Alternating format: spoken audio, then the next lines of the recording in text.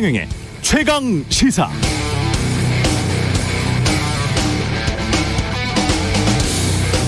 네, 어제는 광복절이었습니다. 일제 식민지에서 해방돼 우리의 주권을 되찾은 날이죠. 주권은 주인의 권리입니다. 대한민국 헌법 1조는 대한민국은 민주공화국이다. 대한민국의 주권은 국민에게 있고 모든 권력은 국민으로부터 나온다.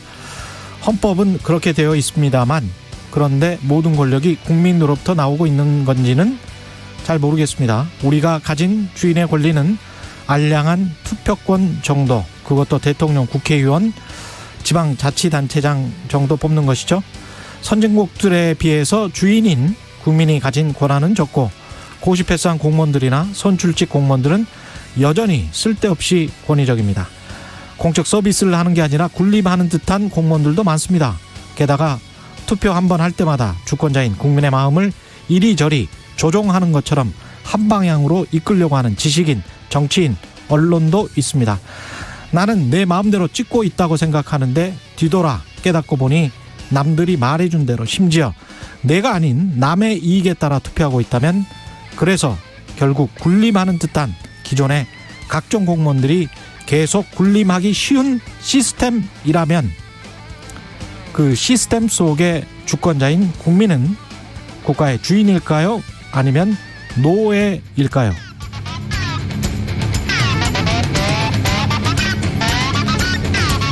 네, 안녕하십니까. 8월 16일 세상에 이익이 되는 방송 최경영의 최강시사 출발합니다. 저는 KBS 최경영 기자고요. 최경영의 최강시사 유튜브에 검색하시면 실시간 방송 보실 수 있습니다. 문자 참여는 짧은 문자 50원, 기본자 100원이 드는 샵 9730, 무료인 콩 어플 또는 유튜브에 의견 보내주시기 바랍니다. 일라디오 콩에서도 보이는 라디오 들을 수 있죠. 콩 앱 켜시고 일라디오 채널 화면 하단에 캠코더 마크 누르면 일라디오 생방송 보이는 라디오 보실 수 있습니다. 오늘 1부에서는 국민의힘 유승민 전 의원 만나보고요. 2부에서는 최고의 정치 더불어민주당 강훈식 의원, 국민의힘 성일종 의원 만납니다.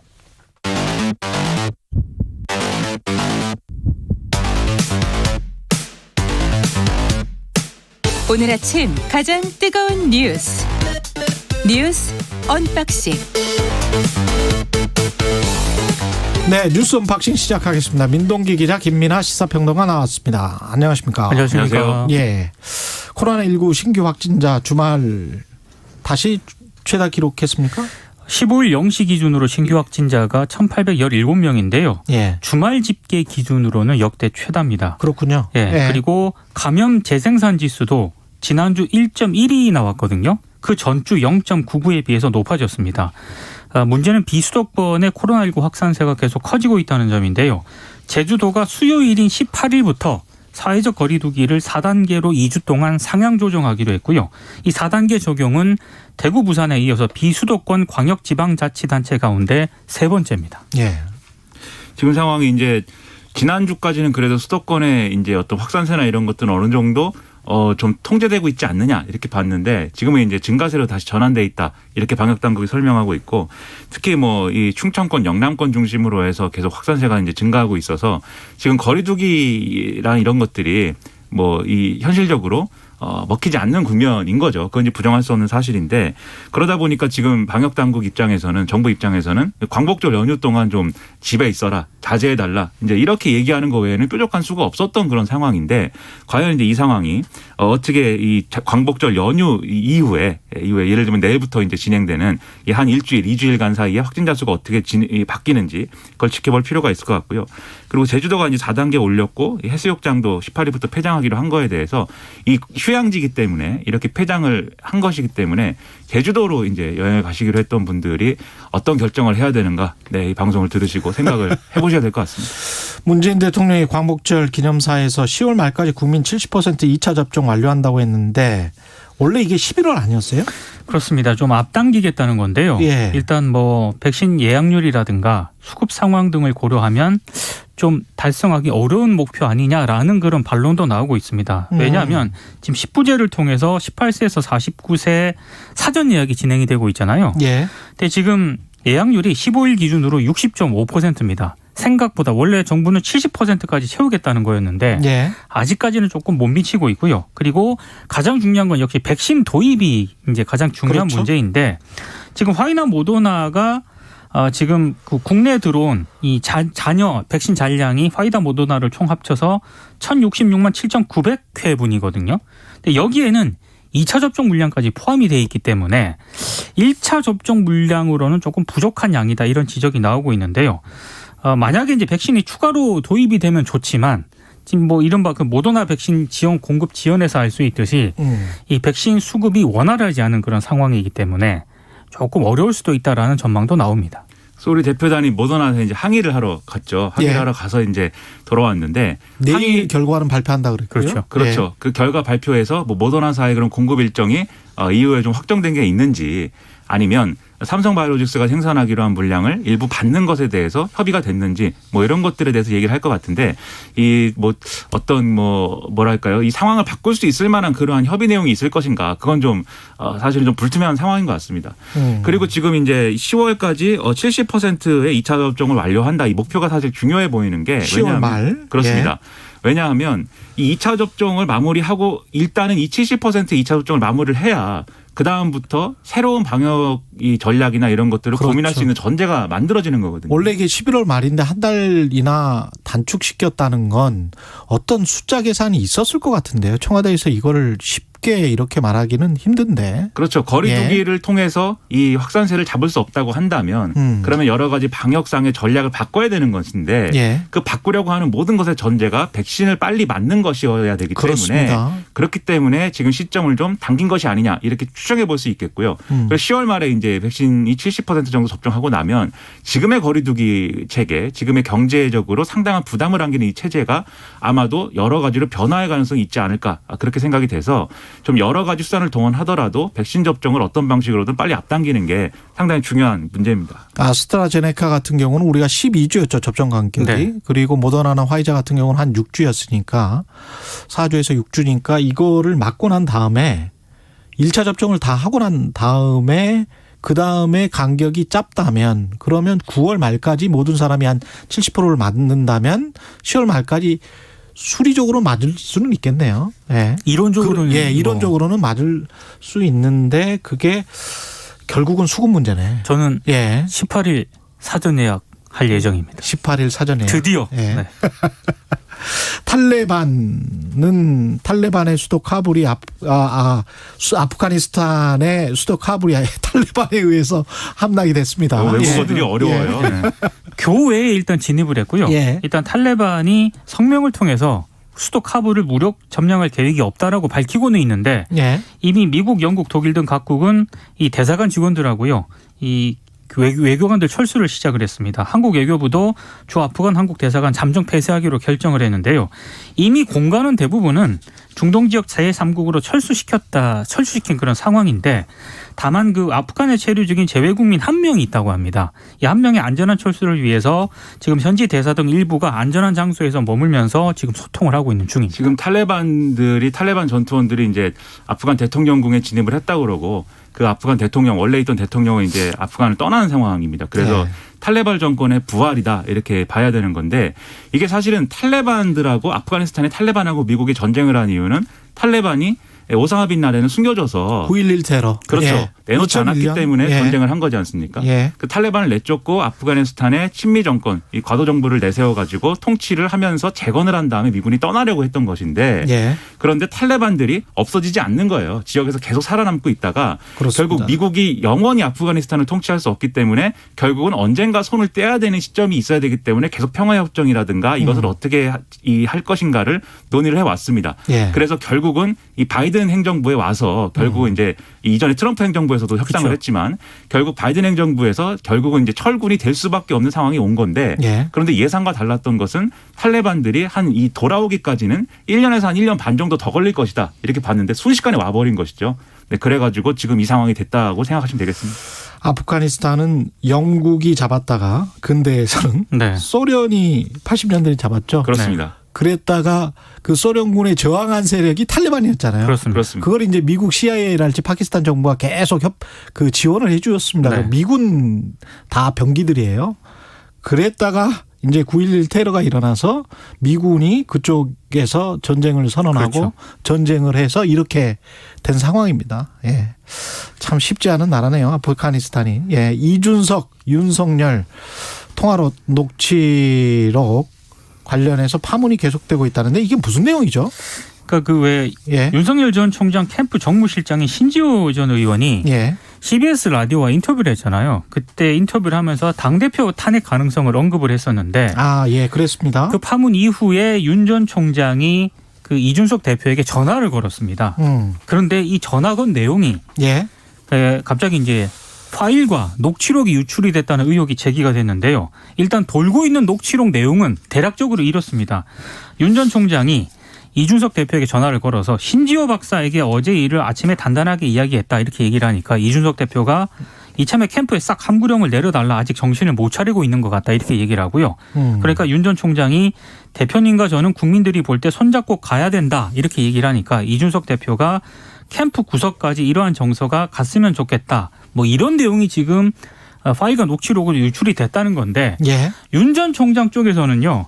이준석 대표 측이 일부러 이 통화 녹음한 다음에 녹취록을 작성해서 유출을 했다 이렇게 의심을 하고 있는데 이준석 대표 입장은 원래는 14일에요. 이준석 대표가 이렇게 얘기를 하거든요. 실무진이 실수로 녹취록이 유출이 된 것이다 이렇게 해명을 했는데 어제는 약간 입장이 바뀝니다. 예. 아예 녹취록은 없다 이렇게 존재 자체를 부정을 하고 나선 그런 상황이기 때문에 어제 굉장히 이 문제 때문에 국민의힘이 발칵 뒤집어졌습니다. 그러니까 이게 사실 상황이 녹음을 했다는 것도 좀 잘 이해가 안 되는데 근데 이준석 대표 측 주장은 예. 자동 녹음 기능이 있다는 거예요. 그렇죠. 아, 자동 녹음 기능이 있다. 그래서 과거에 이제 국정농단 사건에서도 그런 예. 휴대폰이 문제가 된 적이 있죠. 소위 말하는 문고리 3인방들의 휴대폰에 예. 여러 지시 내용들이 다 자동으로 녹음돼 있었던 게 증거로 활용되고 뭐 이랬는데 그러니까 그런 녹음 기능이 있다고 합니다. 그럴 수 있죠. 그거는. 그렇죠. 예. 그래서 이 녹음 기능이 있는데 언론이 이제 윤석열 전 총장이 전화를 했다고 하니까 계속 취재를 할 거잖아요. 예. 그럼 여기에 대해서 뭔가 설명을 해야 되지 않습니까? 어떤 그렇죠. 내용으로 통화를 했다. 그래서 통화를 한 내용을 설명을 했다예요. 이준석 대표 측의 설명은 결국 그게. 근데 어쨌든 이 대권 주자, 이 지금 갈등 관계에 있는 유력 대권 주자하고 통화를 하면서 그것을 뭐 이 모르게 녹음을 하고 녹취록을 작성해서 언론에 뿌렸다. 뭐 이런 얘기가 되면 그것은 신뢰 관계에 엄청난 영향을 미치는 뭐 안 그렇죠. 좋은 일이죠. 그렇죠. 그런데 예. 또 이런 부분도 있습니다. 과연 이 녹취록 내용이 예. 윤석열 전 총장이 이렇게 크게 반발할 만큼 엄청난 내용의 그런 얘기인가? 지금 들어서는 뭐 별로 다 언론에 보도된 내용이에요. 예. 그렇죠. 그렇지도 않거든요. 그럼 결국 이것은 싸우기 위해서 싸우는 측면도 분명히 있다. 그리고 이 싸우기 위해서 싸우는 것의 결론은 이 경선 준비위의 뭐 역할과 논란 이런 것에 계속 부딪히지 않았습니까? 결국은 이게 선관위 체제로 갈 것인데 선관위 이제 선거 관리를 경선 관리를 하는 조직이니까 이걸 누구에게 공정하게 할 것이냐를 두고 지금 기싸움을 하고 있는 거다. 결국은 이제 그렇게 해석되는 거죠.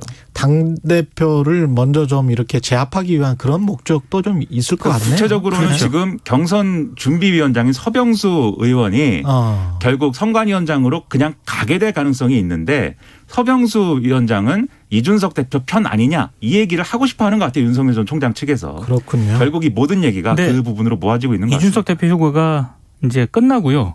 내일 이제 최고위가 열리거든요. 예. 이준석 대표가 이 회의에 참석을 합니다. 이때 아마 격론이 좀 불가피할 것으로 보이고요. 내일 아침에 아마 굉장히 주목이 될 겁니다. 뉴스 언박싱 내일도 이 뉴스 내일이네요. 그러면. 네. 내일 아주 재밌겠습니다. 예.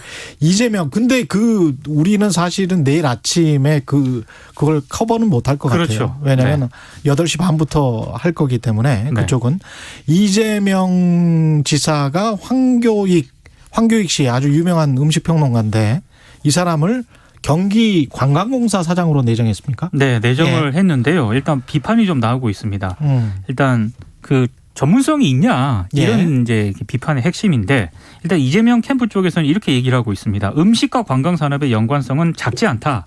그리고 이 황 내정자가 지난해 말 경기도 공공배달 앱 자문단에 참여하는 등 마케팅 능력을 보인 바 있다. 법적인 문제는 없다. 이렇게 얘기를 하고 있는데요. 여야가 다 비판하고 있죠. 여야가 다 비판을 하고 있고 실제로 뭐 여야뿐만 아니고요. 좀 정치권에서 이런저런 말들이 나오고 있는 그런 상황입니다. 그 두 가지예요. 첫 번째로는 황교익 씨가 이 경기관광공사 사장을 할 정도의 능력과 자질을 갖춘 사람이냐. 예. 이게 이제 2017년에는 사장 모집 공고할 때 박사학위라든지 이런 자격 요건이 좀 강했는데 이번엔 그게 다 없어져서 뭔가 특혜 아니냐 이제 이런 부분이 있는 것 같고 두 번째는 이재명 지사가 뭐 지금 대권 주자잖아요. 예, 그렇죠. 대통령을 하겠다고 얘기하고 있기 때문에 결국은 어느 시점에는 사퇴할 거 아닙니까? 그러니까 이게 일종의 알박기 아니냐. 결국 또 경기도지사직을 이런 식으로 이용하는 거 아니냐. 그 두 가지 점에서 비판이 나오고 있는 것 같은데 그 저는 이게 결국은 황교익 씨와 이재명 지사가 가까운 사이이기 때문에 이렇게 임명을 한 것인지 아니면은 이제 뭐 능력을 뭐 파악을 해서 뭐 이렇게 특별히 황교익 씨의 이제 능력이 필요해서 한 것인지가 이제 핵심이라고 보는데 저는 그렇다면 저는 빈자리를 또 노려서 앞으로 예. 음식 평론가를 제가 그럼 하면 어떨까 이런 생각도 네, 해봤습니다. 음식 평론 아무나 하는 거는 아닌 것 같고요. 그냥 저랑 네. 방송하시죠. 네. 음식에 대해서 음식 평론을 한다고 해서 또 관광공사 사장이 되는 것도 또 아닌 것 같고. 저는 거기까지 가지 않고 음식 평론으로만 예. 네, 이 역사에 남기로. 예, 뉴스 언박싱 민동기 기자 김민아 시사평론가였습니다. 고맙습니다. 고맙습니다. KBS 1라디오 최경영의 최강시사 듣고 계신 지금 시각 7시 36분입니다. 날씨입니다. 대체 공휴일인 오늘 전국에 구름이 많이 끼겠고요. 서쪽은 덥겠습니다. 오늘 낮 기온 서울 32도, 광주 30도 등 전국적으로 25도에서 32도 분포인데요. 강릉은 27도에 머물겠습니다. 오늘 동쪽과 서쪽의 날씨가 다릅니다. 영동과 경상권 동해안 쪽 제주 지역으로는 비가 내리겠는데요. 비의 양도 차이가 있습니다. 제주 지역 기압골의 영향으로 20에서 최고 70mm 안팎의 비가 더 쏟아지겠습니다. 전남 남해안 과 영동, 경상권 동해안은 모두 5에서 30mm가량 비가 예상되고 있고요. 또 오늘 오후부터 저녁 사이에는 경기 동부와 영서 지방으로 소나기가 내리겠습니다. 내일은 전국적으로 내립니다. 전국적인 소나기양 내일 5에서 50mm가량입니다. 요즘 계곡이나 하천에 계신 분들은 비로 인해서 또 물이 불어날 수 있다는 것 주의하셔야겠습니다. 오늘 오존 농도는 경기 남부 지역으로 나쁨 단계입니다. 지금 서울의 기온은 24.3도입니다. 날씨였고요. 다음은 이 시각 교통 상황 알아보겠습니다. KBS 교통정보센터의 이승미 씨입니다. 네, 이 시각 교통 상황입니다. 광복절 연휴라 월요일이지만 도로 상황 좋습니다. 다만 남해고속도로 순천 방향으로 창원 1터널 1차로에서 사고가 나서 북창원 나들목부터 정체고요. 당진 대전고속도로 당진 방향으로 세종터널 부근 1, 2차로에 장애물이 있어서 주의하셔야겠습니다. 경부고속도로 서울 방향으로 달래내 고개 부근 갓길에 화물차가 고장으로 서 있고요. 서울시내 서부간선도로 성산대교 방향으로 양평교 부근 작업 여파로 밀립니다. KBS 교통정보센터였습니다. 오늘 하루 이슈의 중심. 당신의 아침을 책임지는 직격 인터뷰. 여러분은 지금 KBS 1라디오 최경영의 최강시사와 함께하고 계십니다. 네, 오늘 1부에서는 국민의힘 유승민 대선 후보 만나봅니다. 18일 첫 대선 예비후보 정책토론회 개최 여부를 놓고 지도부 내부 이견, 또 대선 주자 간 이견들이 터져 나오면서 당내 갈등, 국민의힘 당내 갈등이 확산되는 분위기인데요. 당 상황에 대한 입장부터 최근 발표한 여러 정책 공약이 있습니다. 직접 이야기 나눠보겠습니다. 안녕하십니까? 예, 반갑습니다. 예. 지금 토론회는 네. 하는 건가요? 안 하는 건가요? 저는 토론해 가지고 이렇게 예. 말이 많은 게 이해가 안 되는 게요. 예. 저는 선수기 때문에 그렇죠. 저는 뭐 당이 어떻게 결정하든지 결정을 따르겠습니다. 예. 다만 토론회를 가지고 이렇게 안 된다 이렇게 말할 근거가 전혀 없는 게 예. 국민들께서 뭘 보고 대통령을 뽑겠습니까? 국민들께서 대통령이 되면 어떤 나라 만들 건지 비전과 정책 이거 보고 선택할 수 있어야 되고 그게 민주주의 선거 아니겠습니까? 예. 그래서 선거 때마다 토론을 당연히 하는 건데 저는 당에서 지금 후보들 간에 또 당 지도부 간에 이 토론회를 놓고 갑론을박 하는 게 도저히 제가 이해가 안 됩니다. 뭐 정 나오기 싫으면 토론에 안 나오면 되는 거고 그거는 뭐 국민들께서 예. 보고 판단하실 거라고 생각하고 이런 토론을 안 하고 대통령을 뽑으면 결국 묻지마 투표, 이미지 투표를 하게 돼가지고 저는 또 문재인 대통령 같이 무능한 대통령 뽑게 되지 않나 이렇게 생각합니다. 이걸 정견 발표회로 바꾸겠다 이런 뭐 대안도 제시되고 있는 것 같은데요. 아니 정견 발표야 뭐 늘 하는 거 아닙니까? 정견 발표보다는 예. 당연히 토론을 하는 게 당연히 맞죠. 예. 출마 선언도 정견 발표고 정견 발표야 뭐 후보가 뭐 언제든지 할 수 있는 거 아닙니까? 그렇죠. 그러면 한 14분이 돌아가면서 정견 발표라고 5분, 10분 뭐 정도 하는 게 국민들한테 그렇게 재밌게는 다가오지는 않겠네요. 사실 재미를 떠나서 예. 국민들께서 그 후보에 대해서 그 후보의 비전이나 국정 철학이나 정책에 대해서 검증할 게 서로 있지 않습니까? 그렇죠. 당신이 대통령 되면 어떤 나라 만들 거냐. 예. 이런 거 발표했는데 이거 좀 이상하지 않느냐. 예. 이런 거 충분히 국민들께서 궁금해 하시지 않겠습니까? 예. 그런 걸 서로 주고받는 게 토론이고 검증이기 때문에 예. 이거를 피하고 안 할 이유가 저는 정말 왜 이런 이야기 나오는지 모르겠습니다. 이게 특정 후보가 토론회를 피하기 때문에 이런 말들이 나온다라고 보세요? 토론을 겁내면 예. 선거를 못 나오는 거죠. 토론을 겁내고 어떻게 선거를 나올 수 있겠습니까? 그런 후보가 예. 본선에 가서 민주당 후보를 어떻게 이길 수 있겠습니까? 예. 그래서 토론회라는 게 자신이 정책 또 비전 이런 게 준비되어 있으면 내가 대통령이 되면 이런 나라 만들겠다. 이거를 당당하게 밝히면 그게 되는 거지. 예. 저는 뭐 이걸 가지고 이렇게 유불리를 따지거나 예. 그런 것 자체가 너무 국민들 보시기에 좀 창피한 일이라고 생각합니다. 시기적으로 가령 이런 주장도 있지 않습니까? 그 경선이 시작되지 않았는데 예. 토론회를 먼저 하는 게 맞느냐 뭐 이렇게 주장하는 분들도 있더라고요. 저는 그거는 어떻게 해도 좋습니다. 왜냐하면 후보들이 출마 선언을 다 했기 때문에 예. 뭘 경선을 시작했다 안 했다 등록을 했다 안 했다 저는 그런 거는 지엽적인 문제라고 생각합니다. 그런 건 저는 선수로서 당이 결정한 대로 다 따르겠습니다만은 예. 중요한 문제는 토론회나 이런 걸 하느냐 안 하느냐의 문제거든요. 예. 저희들은 당연히 토론회를 할 의무가 있는 거고 후보들은 예. 저는 그렇게 생각합니다. 그러면 이게 국민들에게 이런 토론회가 많으면 많을수록 좋다 이런 입장이시고. 그렇습니다. 그건 뭐 너무나 당연한 말 아니겠습니까? 이게 지금 토론 그 신규로 국민의힘에 입당한 분들 윤석열 그다음에 최재형 후보 네네.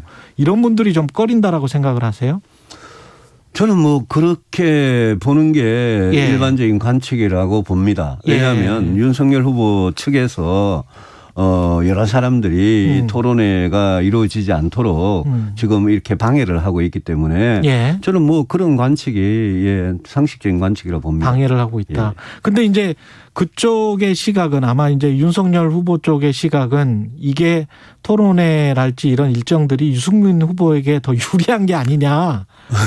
그거는요. 예. 거꾸로 그러면 토론을 안 한다. 예. 안 하면 그게 공정한 거냐.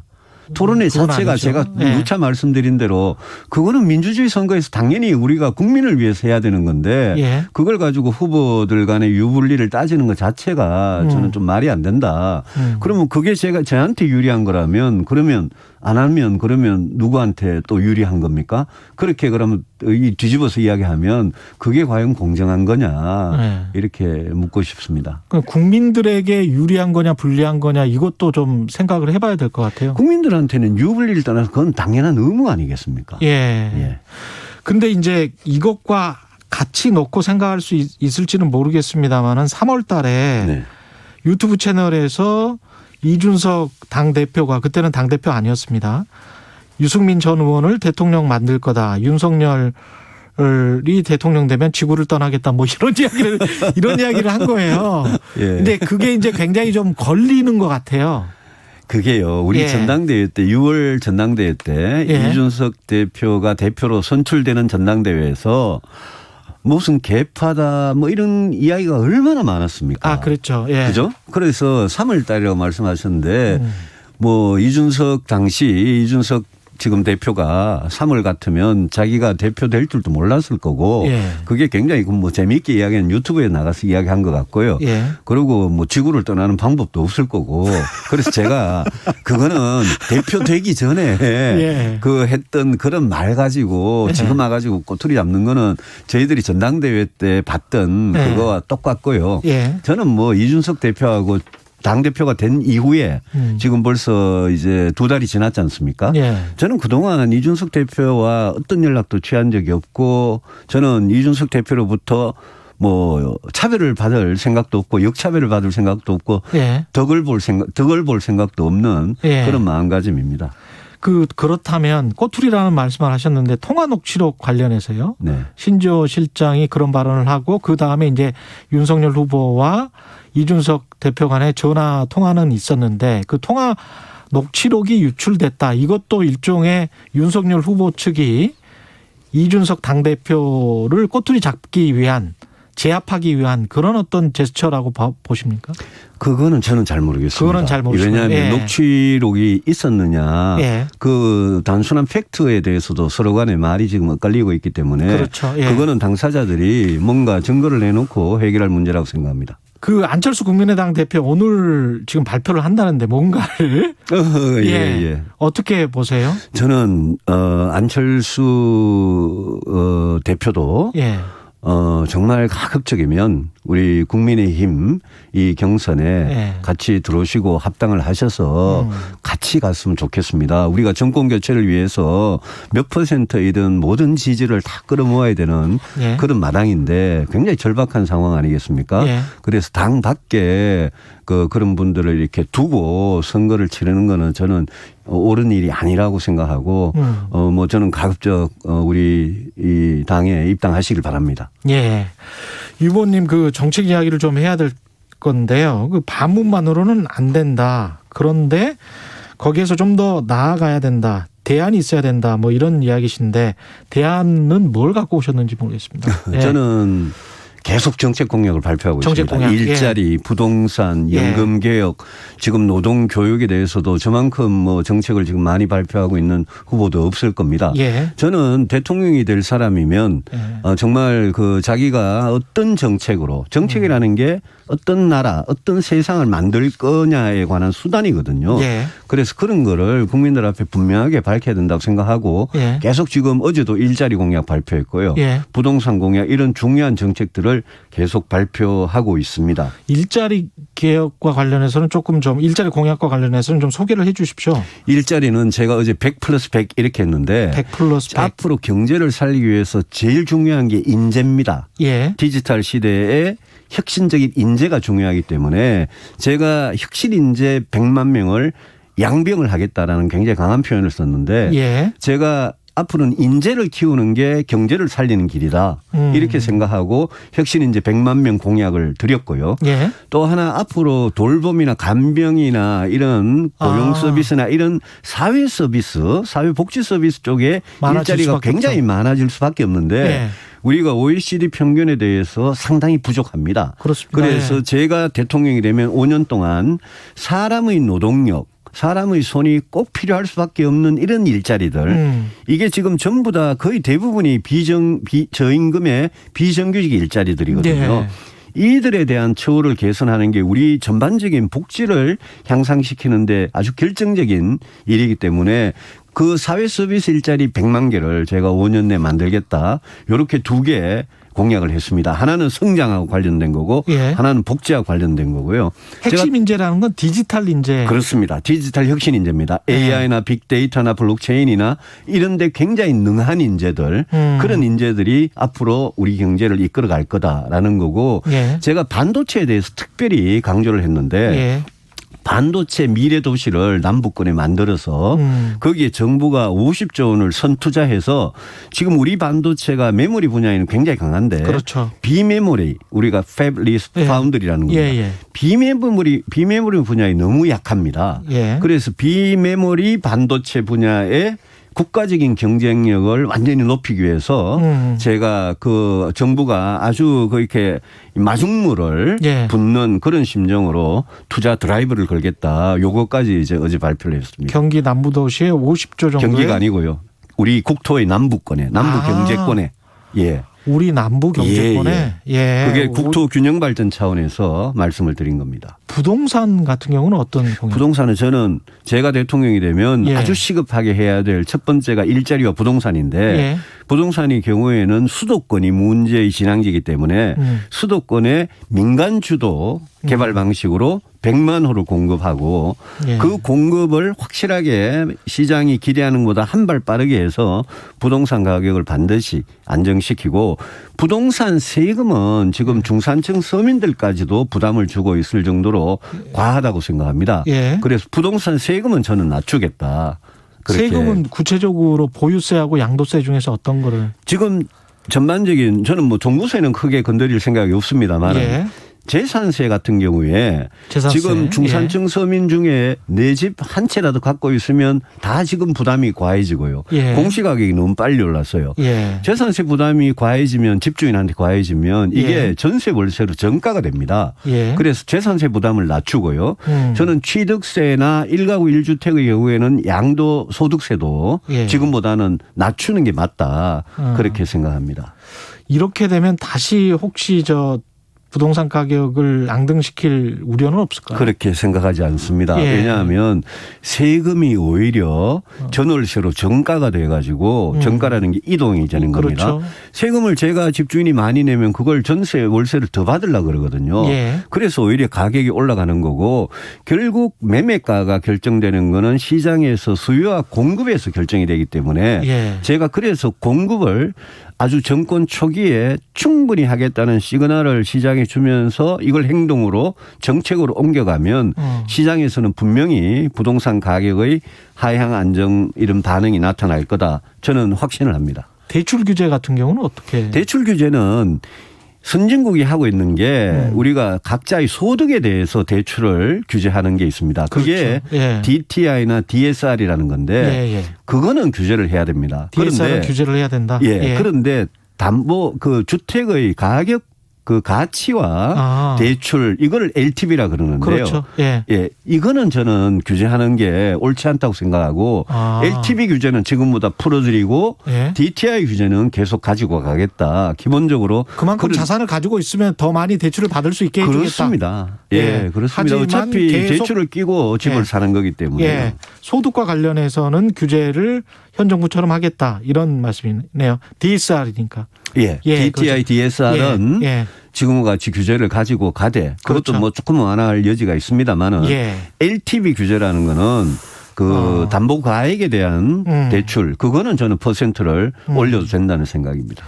상당히 뭐랄까요, 온건하고 중도적인 정책을 취하시는 것 같은데요. 그러면서도 이제 시장 친화적인 그렇습니다. 정책을 취하시는 것 같은데. 민간 주도 개발이 예, 예. 시장 친화적으로 개발하는 겁니다. 윤석열 최재형 후보 그 메시지와 관련해서는 어떻게 보십니까? 지금 말씀하시는 거는 상당히 이제 중도 확장 전략인 것 같은데. 네. 예, 윤석열 후보의 메시지들은 어떻게 평가를 하세요? 윤석열, 최재형 또 홍준표 이 세 후보는 이념적 스펙트럼에서 굉장히 오른쪽에 있다고 봅니다. 예. 굉장히 보수적인 색채가 강하고 이번 대선에서 본선에서 저희들이 이기려면 예. 그러면 제가 중수층이라고 그랬는데 중도층, 수도권, 청년층을 그분들 마음을 얻어야 됩니다. 지금 국민의힘 후보 중에 저는 제가 감히 본선 경쟁력이 제일 강하다라고 말씀드리는 거는 예. 저는 중도층, 수도권, 청년층 이 마음을 잡으려면 너무 이념적으로 보수적이고 너무 오른쪽으로 예. 너무 우파 인사같이 보이는 그런 후보로 과연 본선을 이길 수 있겠느냐. 예. 그래서 저는 경선에 대비하는 전략도 제가 본선 경쟁력을 강조하고 싶습니다. 정권을 교체하려면 본선에서 이겨야 되는 거 아니냐. 그럼 그렇죠. 본선에서 이기려면 우리 선거 전략이 빠른 건데 예. 중도를 잡아야 되는데 그걸 잡을 후보가 누구냐. 그거를 말씀드리고 싶습니다. 그러니까 다른 후보들은 집토끼에만 집착하고 있다. 뭐 이런. 저는 그렇게 보입니다. 예. 예. 이재명 지사의 그 경제 정책들 있지 않습니까? 네네. 기본 시리즈 이것과 관련해서는 어떻게 평가하십니까? 기본소득에 대해서는 제가 뭐 수도 없이 비판을 했고요. 예. 너무 국가혁명당 허경영 대표 닮아가는 것 같아서 기본주택은 예. 이거는 공산주의 국가에서도 성공을 못한 겁니다. 예. 서울의 역세권에 그렇게 싼 임대료에 넓은 아파트를 다 주겠다?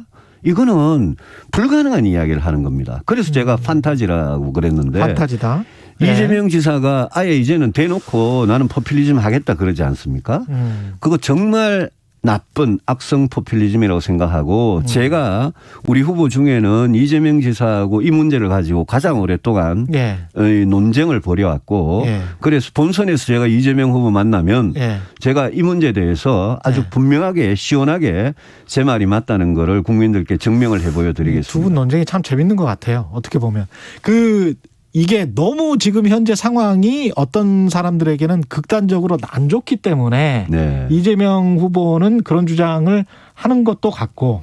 그렇습니다. 기본 예. 대출 같은 게 이제 그런 걸 노린 그렇죠. 거죠. 예. 근데 이제 어떻게 이제 평가를 받을지는 모르겠습니다. 근데 기본 대출 같은 거 예. 하니까 지금 당장 1,000만 원이 필요하신 분들은 예. 혹할지 몰라도 그렇죠. 그거를 모든 사람들한테 다 해주겠다는 거 아닙니까? 저는 기본 정신이 주택이든 금융이든 예. 소득이든 어려운 분들 도와드리자는 거고 예. 이재명 지사는 경기도에서 10만 원씩 지금 세 번째까지 주려고 그러듯이 예. 모든 사람 똑같이 해주겠다. 여기에서 큰 차이가 있는 거거든요. 예. 그리고 저는 국가는 복지의 기본 철학이 주택이든 그게 소득이든 대출이든 기본 철학이 어려운 분들한테 도와드리는 돈이 무한정 있는 게 아니지 않습니까? 그래서 저는 제 철학이 맞다고 확신을 하고 예. 이재명 지사하고 언제든지 이 문제를 알겠습니다. 가지고 본선에서 만나서 토론하겠습니다. 말씀 감사하고요. 국민의힘 유승민 대선 예비 후보였습니다. 고맙습니다. 고맙습니다. 예, KBS 1라디오 최경영의 최강시사 1부는 여기까지입니다.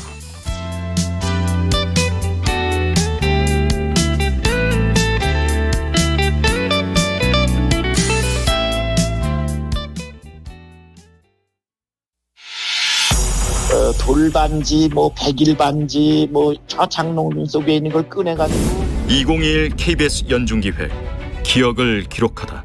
그동안 심각한 자금난을 겪어오던 한보철강이 오늘 끝내 부도로 쓰러졌습니다. 세계 서열 26위인 산미그룹이 결국 사실상 도산했습니다. 세계 순위 24위인 혜태그룹이 결국 자금난을 견디지 못하고 화의와 법정 관리를 신청했습니다.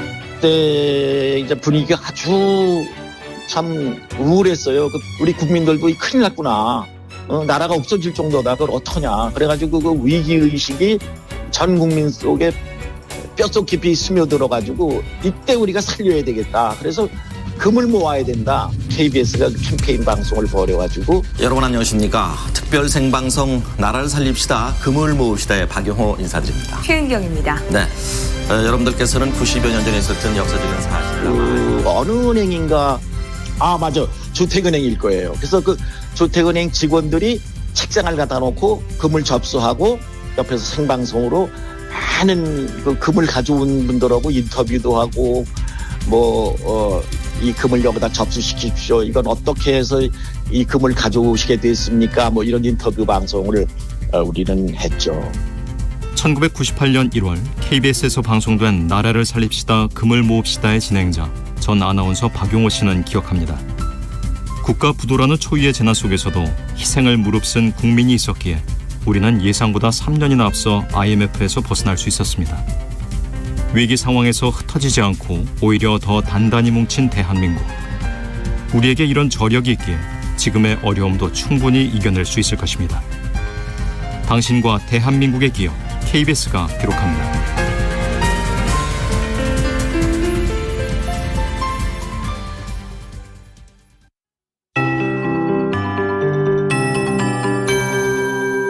KBS 58분 날씨. 광복절 연휴 마지막 날인 오늘 지역별로 날씨가 다릅니다. 서쪽은 덥겠고요. 동풍의 영향으로 동쪽은 선선하겠습니다. 제주와 남해안에는 기압골의 영향으로 비가 내리겠는데요. 이 북서쪽의 찬 공기와 또 따뜻한 수증기가 섞이면서 기압골이 발달하고 있습니다. 강하게 발달된 제주도에는 비가 집중되겠는데요. 20에서 70mm가량 오겠고 전남 남해안과 동해안 쪽은 5에서 30mm의 비가 예상되고 있습니다. 이렇게 오늘 전국에 구름이 많이 낀 가운데 동해안과 전남 남해안 또 제주에는 비가 내리겠고요. 또 오후에는 경기 동부와 영서에 대기가 불안정해지면서 소나기가 오겠습니다. 소나기 양도 역시 5에서 30mm가량 되겠습니다. 오늘 낮 최고 기온은 서울 32도, 강릉 27도로 상대적으로 낮고요. 대전이 31도, 광주 30도 등 25도에서 32도의 분포를 보이겠습니다. 지금 안개 짙은 곳이 꽤 있는데요. 그 가운데 동풍의 영향을 받는 동해안 쪽은 낮은 구름대가 유입돼 안개가 짙겠습니다. 제주는 오늘까지 바람이 강하겠고요. 경상권 해안은 내일까지 강풍이 이어지겠습니다. 내일은 전국적으로 소나기가 내리는 곳이 많겠습니다. 소나기 양은 최고 50mm가량 되겠습니다. 지금 서울의 기온은 23.9도입니다. KBS 58분 날씨 강혜종입니다.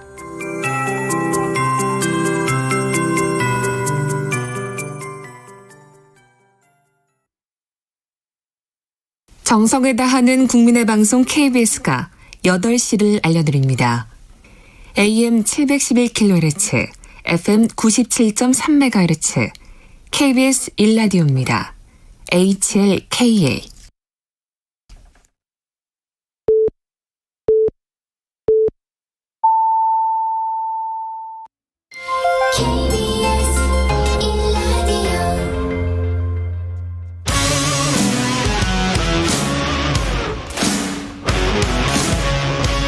오늘 하루 이슈의 중심 최경영의 최강 시사.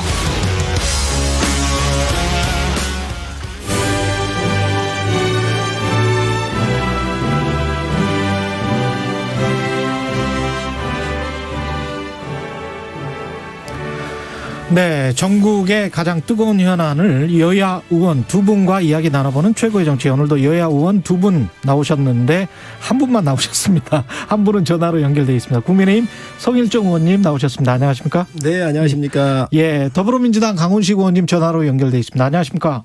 네, 안녕하십니까. 강훈식입니다. 예, 지난번에는 성일종 의원님이 전화로 연결하셨었고 한 분씩 이렇게 하셨네요. 예, 최경영의 최강시사 유튜브에 검색하시면 실시간 방송 보실 수 있습니다. 스마트폰 콩으로 보내시면 무료고요.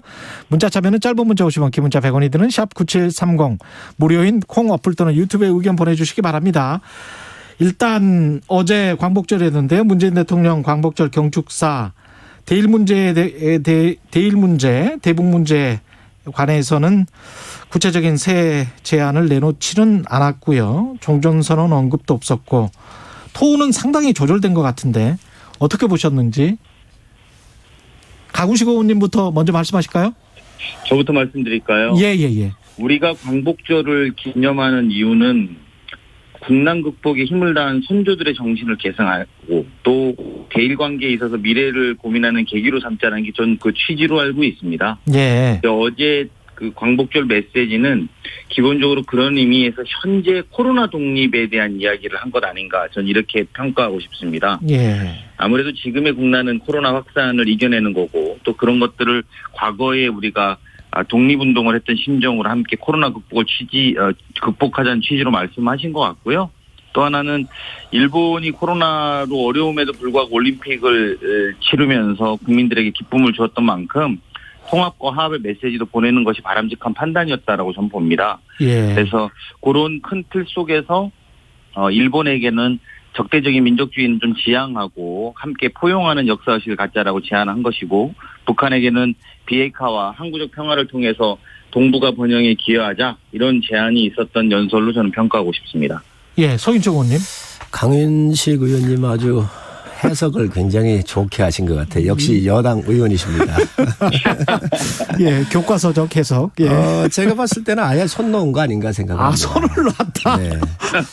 우선 일본에서 하계 올림픽이 있었잖아요. 예. 바로 우리는 뭐 싸울 땐 싸우고 예. 또 역사적인 문제에 있어서 풀어야 될 굉장히 문제가 있지만 우리가 농경사에 있었을 때 그 논에 물댈 때 굉장히 분쟁이 심했습니다. 예. 뭐 정말 삽을 들고 뭐 큰 싸움 벌어지고 그랬었지요. 그래도 혼사가 있거나 상을 당하면 일손이 부족하지 않습니까? 예. 그래서 그 집에 가서 일을 해주고 하면서 자연스럽게 풀어지는 그런 우리 선례를 많이 본 적이 있습니다. 예. 한일 관계도 똑같습니다. 어떤 형태로든 제가 봤었을 때는 전에 그 올림픽 기간 동안에 우리가 그거를 좀 풀려고 하는 진지한 노력들이 좀 있었어야 된다. 물론 물밑에서 있었던 건 알지만 결과를 못 냈거든요. 대북 문제도 마찬가지입니다. 우리가 통신선 복원하고 했지만 며칠 되지 않아가지고 북한이 일방적으로 끊었거든요. 이런 거에 대한 아무래도 이 정부가 국민들한테 줄 수 있는 메시지가 별로 없었을 것이다. 이 4년 내내 그렇습니다. 그래서 상당히 아쉬움이 있다라고 생각을 하고요. 하여튼 앞으로 우리는 이 주변국하고의 외교 관계가 굉장히 중요해요. 지정학적으로 그렇습니다. 그래서 예. 이런 부분들에 대해서 더 전향적으로 좀 더 우리가 적극적으로 이 실타래 같은 문제를 풀어야 되지 않나 싶습니다. 강훈식 의원님, 그 네. 코로나와 관련해서 10월 말까지 70%는 한 달이나 지금 앞당긴 거잖아요. 그렇죠. 백신 네. 2차 접종을 국민의 70%에게 10월 말까지 하겠다. 이거는 지금 가능한 수치를 제시를 하신 걸까요? 어떻게 보세요? 일단 그 가능한 수치 안에서 목표대로 계획대로 되고 있다라는 게 질본의 설명이고요. 예. 또 어쨌든 저희 입장에서는 우리가 최선을 다해서 방역 당국이 그것들을 만들어내야 되는 과정 속에 있는 것으로 알고 있습니다. 서인주 의원님은 어떻게 평가하셨습니까? 그 부분은. K방역을 하면서 계속 자랑을 하고 있는데 어제도 예. 보니까 말의 성찬이고 자기 자랑으로 이 아주 그냥 목이 매여 있는 이 기념사였다라고 생각을 합니다. 예. 수치로 말씀을 드리면 전 세계의 2차 접종률이 15.3%예요. 세계적으로. 예. 우리나라가 15%입니다. 15.3%에도 못 쫓아가고 있잖아요. 평균을 못 쫓아간다. 2차 접종률까지. 예. OECD 국가 38개국 나라 중에서 예. 우리가 제일 꼴찌입니다. 더 할 얘기 있습니까? 예. 지금? 예. 지금 이 K방역 하는데 우리가 지금 현재 그래도 이 정도 막고 있는 것은 국민들 협조가 없으면 불가능한 그건 얘기입니다. 맞죠. 예. 그렇지 않습니까? 예. 정부가 한 일이 뭐가 있나요? 과태료 때리고 벌금 때리고 강제적으로 하는 것밖에 없거든요. 그러면 이 강제적인 것은 어느 정부든 다 할 수 있습니다. 뭘 해야 되는가? 백신을 확보해야지요. 백신을 제때 확보를 못해서 2차 접종까지 안 갔기 때문에 이런 사태가 오는 것이고 심리적 공황 상태에 빠지고 지금 자영업자들이 지금 다시 또 거리두기 때문에 집합 금지 업종 같은 경우 다 4인으로 제한하고 이런 거 아닙니까? 예. 이거에 대한 민생이 피폐되고 또 빈민층으로 많은 국민들이 지금 빈민층으로 나락으로 떨어지고 있는데 이에 대한 위로의 말이나 희망의 프로그램을 전혀 정부는 제시하지 못했다는 거지요. 저는 아주 굉장히 유감스럽게 생각합니다. 강훈식 의원님. 제가 전화로 연결하면 안 되겠습니다. 이게 현장에 나가 계시니까 예. 되게 흉보기가 되게 쉬우신 것 같은데요. 일단 말씀에 저는 공감하는 것은 국민들의 힘 덕분에 저희가 그나마 K방역이 성공하고 있다라는 것은 저도 크게 국민들 덕분이다라고 생각합니다. 예. 아울러서 동시에 백신 공급이 충분하지 못한 것에 대한 질타의 말씀도 저희 여당과 정부는 무겁게 생각하고 있습니다. 그럼에도 불구하고 저희가 실제로 K방역이 말의 성찬이라고 표현하는 건 좀 과도한 표현이다. 즉 실질적으로 전 세계적으로 가장 방역에 앞서고 있는 나라고 물론 최근에 많은 확진자로 인해서 국민들이 어려워하고 있습니다만 그럼에도 불구하고 잘 이겨내고 있고 조금만 더 견디고 함께 한다고 하면 저는 충분히 예상된 목표대로 또 시기보다 땡겨서 가능하게 다 접종할 수 있을 거라고 생각하고 있습니다. 그래서 조금 더 힘을 내주셨으면 하는 바람입니다. 방역에 앞선 나라가 아니고요. 방역에 국민이 앞선 나라지요. 정확하게 우리가 알아야 돼요. 예, 그리고 알겠습니다. 지금 예. 백신 허브 자꾸 얘기를 하는데 어제도 그 말씀하셨더라고요. 예. 저는 정말 대한민국이 반도체 삼성이 대한민국을 대표했고 현대자동차가 세계 5위권에 있어서 자동차 강국의 이미지를 주었다고 한다면 앞으로 우리가 먹고 살 수 있는 것들이 제약이나 의료산업 분야 이런 부분 아니겠습니까? 또 여러 분야도 있지만 이번에 이런 백신 개발을 했었을 때 정부가 1조나 2조 같은 경우 과감하게 투자해서 외국하고 공동으로 투자했으면 정말 백신 허브이고 기술 강국으로 갈 수 있는 기회를 놓친 거예요. 아니 그것까지는 너무 과도한 말씀. 자, 그런데 이런 기회조차도 잃어버려서 스위스 같은 경우는 노우슈라고 하는 회사가 스위스의 삼성전자 같은 겁니다. 우리가 이런 기회도 놓쳤거든요. 그런데 위탁 생산하는 거 가지고 이걸 허브하겠다? 위탁 생산을 해서 우리가 지금 마음대로 위탁 생산량 국민한테 줄 수 있습니까? 지금 못 줍니다. 정확하게 외국 제약사의 마음대로 생산만 위탁한 것이지.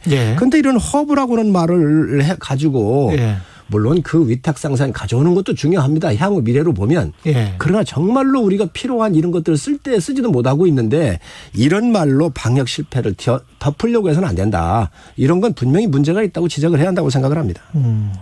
어떻게 보십니까? 네, 성일종 의원님이 방역 실패라고 자꾸 이렇게 말씀하시는데 한 1년 되셨어요. 저 말씀하시는 1년 동안 방역 실패라고 하시는데 저희가 그럼에도 불구하고 세계적으로 인정받고 있는 방역 상태고 과거 박근혜 정부 때 메르스라든지 이런 것과 비교해 보면 지금 상황이 어떤 건지는 국민들이 잘 평가하시고 계실 거라고 보고요.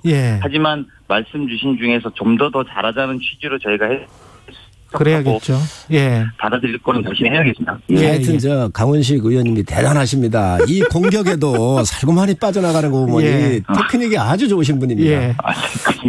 여야 대선 쟁점에서는 어떤 테크닉을 보여주실지 모르겠습니다. 국민의힘부터 이야기를 해보면 통화 녹취록 관련해서 이준석 당대표와 윤석열 후보 간에 전화가 있었는데 그 통화 녹취록이 유출됐다. 이 공방이 지금 시작되고 있습니다. 윤 전 총장 굉장히 좀 불쾌해하고 있는 것 같고요. 이거 어떻게 보세요? 이 상황 자체는 뭔가 두 사람 간의 힘겨루기라고 보시는지 이거는 성일종 의원님이 좀 답변을 먼저 해 주셔야 될 것 같은데요. 글쎄 이걸 뭐 힘겨루기다라고 보시는 것은 조금 좀 과한 거 아닌가 생각을 합니다. 지금 현재 그 이준석 대표하고 윤 총장 전 총장이시니까 윤 총장님하고는 뭐 경쟁 관계가 아니잖아요. 대선 후보가 아니란 말이죠. 한 분은 대선 후보를 지원해 줘야 되는 당의 대표이고 한 분은 후보로 나서 계신 분이기 때문에 경쟁 관계로 보는 건 좀 문제가 있는 것 같고요. 이 부분에 대한 것들을 국민들께서 많이 오해하고 계신데 이 부분은 제가 좀 상황 설명을 좀 해야 될 듯 합니다. 뭐냐면 경선관리위원회라고 하는 것은 당헌 단계가 없습니다. 그래서 전에 저희 당이 다 외부 주자들이 계셨잖아요. 윤 전 총장 또 최재형 전 감사원장이 다 외부에 계셨고 내부에 이제 계신 분들이 주로 계셨었는데 당시에 비교적 외곽에 있는 분들이 지지도가 높았고 당에 계신 분들이 지지도가 낮았었기 때문에 우리가 당 내에 있는 분들에 대한 지지율을 올릴 수 있는 방안이 뭐가 있을까. 그런데 당헌 당규에 그러한 제도가 없으니 경선관리 준비위원회라고 하는 걸 만들어서 이분들에 대한 지지율 제고 방안 같은 경우를 비롯해서 또 선거관리위원회가 구성됐었을 때 제도나 이런 거를 미리 준비하자. 이래서 최고위원회에서 승인을 해서 임시기구로 임시적 당의 기구로 만들어줬던 겁니다. 그래서 당시에는 당 내부에 계신 분들의 경쟁력 제고 방안 측면에서 토론회든 뭐 이벤트든 이런 것들을 생각을 해봤었던 것이지요. 그 중간에 이제 외부에 계시던 분이 들어오신 거예요. 이 외부에 계신 분들 들어올 거로 예상하고 이런 것들을 짰던 거는 아닙니다. 그러다가 보니까 이제 이게 좀 충돌하는 이런 부분들이 있는데 아마 그런 부분들은 앞으로 아마 곧 조정될 수 있지 않을까 생각을 합니다. 방금 전에 유승민 후보하고도 그 이야기 했습니다만 토론회 관련해서 이렇게 이야기가 왔다 갔다 하는 게 그냥 토론회 하자 그러면 하면 될 것 같은데 후보들이 자꾸 일정과 관련해서 뭐 이런저런 문제 제기를 하는 거는 맞다고 보세요? 강훈식 의원님은 어떻게 보십니까? 이게 경선준비위원회가 저희가 하고 있는 대선 경선 기획단하고 뭐 성격이 비슷하다고 보면 사실 두 가지가 지금 본질의 문제인 것 같아요. 첫 번째는 이준석 대표는 윤석열 후보를 불쏘시개로 쓰려고 하는 겁니다. 불쏘시개로만 쓰려고 한다? 그렇죠. 그러니까 그 실제로 많은 후보들이 나름 후보들은 지지율이 안 나오시잖아요. 그러니까 여기 와서 토론을 해서 이 토론회를 부흥시켜서 불쏘시개를 쓰려고 하는 것이고 윤석열 후보의 문제는 본인이 불쏘시개를 써줄 수도 있어요. 당의 입장에서만 보면 내가 나가서 토론회를 부응할 수도 있는 건데 준비가 되지 않았기 때문에 못 나오는 것이거든요. 그러니까 양쪽 다 지금 이 문제에 대한 본질적 문제를 갖고 있는 후보와 대표가 다 그렇고 또 아까 우리 성일종 의원님 말씀하셨는데 이준석 대표께서는 좋은 관리자여야 하는데 자꾸 선수로 뛰려고 하니까 이게 사실은 질문 자체가 이준석 대표와 윤석열 후보의 기싸움 아닙니까? 그렇죠. 어느 정당에서 당 대표와 유력 대선 주자가 기싸움을 한다는 표현 자체가 제가 볼 땐 난센스한 표현이라고 봅니다. 그래서 이거 자체가 지금 국민의힘의 모습이다 이렇게 생각합니다. 윤 총장께서 뭐 토론 준비가 안 됐다. 아니 강 의원님 작년도 국정감사장에서 윤 총장 답변하시는 거 다 보시지 않았습니까? 그리고 정말 파괴력이 있으신 분입니다. 나는 사람한테 충성하지 않는다라고는 말씀도 하셨고 그래서 그 혹독한 여야의 의원들의 질의도 다 극복을 하면서 그 토론 실력을 다 보셨잖아요. 대단한 분입니다. 그래서 그거는 검찰 문제잖아요. 아니 검찰 문제든 검찰 문제든 검찰 문제든 그 어떤 문제든 전반적인 측면에서 그 실력을 다 보이신 겁니다. 그렇기 때문에 준비가 안 돼서 빠지고 있다라고 하는 말에는 동의할 수가 없고요. 정말 뭐 여러 가지 측면에서 정치적인 테크닉에 조금 일부 실수할 수도 있겠지요. 그러나 그런 측면은 아주 마이너한 문제고요. 본질적인 문제에서 준비는 잘된 후보라는 거니까 걱정하지 않으셔도 되고요. 네, 아니 걱정은 없는데 걱정하지 않으셔도 되고. 윤석열 후보가 준비가 돼 있으면 그 당에 사실상 막차를 탄 거잖아요. 어떤 의미로 보면 국민의힘에 들어가서 올라탄 거 아닙니까? 본인이 지지율 떨어지기 때문에. 그렇다면 본인이 준비가 돼 있으면 기꺼이 토론에 나와서 응당 국민의 검증 또 후보자의 검증을 받는 게 맞죠. 근데 준비가 왜 제가 안 됐다고 보냐면 실제로 내용과 콘텐츠를 떠나서 그것도 별로 좀 준비가 안 돼 있다고 봅니다만 14대 1로 토론하는 게 본인으로서는 되게 버거울 수 있습니다. 그래서 안 나오는 것인데 만약에 준비가 돼 있다면 당장 내일이라도 이준석 대표가 제안하는 것처럼 18일 날 토론에 나오는 게 맞다 저는 이렇게 생각이 듭니다. 토론에 안 나오느냐의 문제가 아니라 지금 당헌 당규상에 있느냐 없느냐 왜 없는 걸 만들어서 하느냐라고 하는 왜 없는 걸 만들어서 하느냐. 경준이는 옛날에 내부에 계셨던 분들에 대한 경쟁력 강화 차원에서 만들어졌던 제도니까 외부에 있다 들어온 본인 같은 경우는 그 규정에 적용을 하든 안 하든 그거는 주장하실 수 있는 겁니다. 저는 그렇게 보고 있습니다. 또 제가 경준 의원 아닙니까? 그래서 그걸 가지고 지금 왜 들어가야 되는데 안 들어가느냐 이 얘기하는 건 아니에요. 그리고 경준이도 이게 내부 사람을 중심으로 해서 구성됐던 건데 외부 사람이 안 나오겠다 그러면 어떡할 거냐 이런 얘기가 논의가 있었습니다. 그러면 안 나오신다고 한다면 강제 조항이 아니기 때문에 안 나와도 무방하다 이렇게 저희가 얘기를 했지요. 그런데 그걸 자꾸 준비가 안 된 후보처럼 자꾸 엮어내려고 하니까 갈등을 자꾸 만드는 건데 그건 아니라는 말씀을 정확하게 드립니다. 알겠습니다. 여당 이야기하기 전에 그 국민의당 안철수 대표가 오늘 오전에 합당 여부 발표를 한다는데 여부니까 합당 쪽으로 갈지 안 갈지는 모르겠습니다. 어떻게 예상하시고 어떻게 될 것 같습니까? 결론을 아직 안 내셨기 때문에 저는 안 대표께서 큰 그릇이고 또 정권 교체를 바라는 국민의 여망을 잘 알고 계실 겁니다. 그리고 안 대표께서 더 서울시장 후보 선거할 때 대통령 선거에도 안 나가겠다. 그리고 더 큰 2번을 만들기 위해서 합당을 하겠다라고 먼저 선언을 하셨잖아요. 저는 이러한 그 본인이 말씀하신 게 있기 때문에 이 약속을 전 지킬 거로 봅니다. 지킬 것이다. 보고 있습니다. 또 기대하고 있습니다. 만약에 이러한 약속을 깬다고 한다면 이게 대국민 사기극이 될 수 있습니다. 왜 그러냐.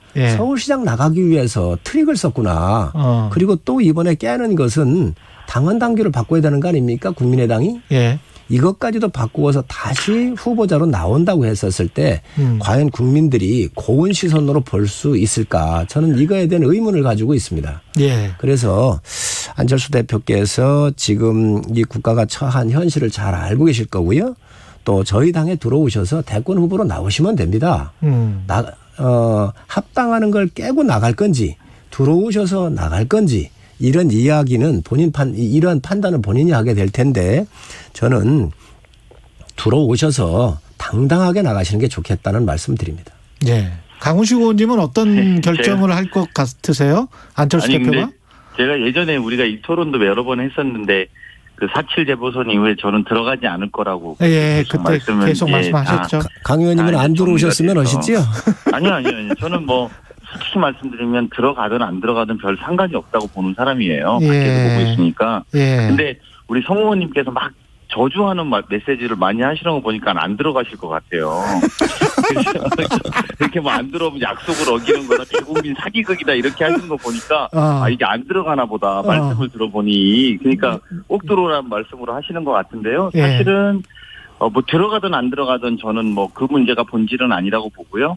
안철수 대표가 어쨌든 밖에서 만들려고 했던 정치 본령에 본인이 충실하게 하고 있는가, 예. 그 본질에 충실하게 하고 있는가가 국민들이 묻는 대목이라고 봅니다. 그리고 어떤 의미로 보면 이런 논쟁 들어가냐 안 들어가냐는 것도 굉장히 구태한 정치 접근 방식이기 때문에 국민들에게 새로운 정치 기대를 주긴 좀 쉽지 않을 거라고 봅니다. 예.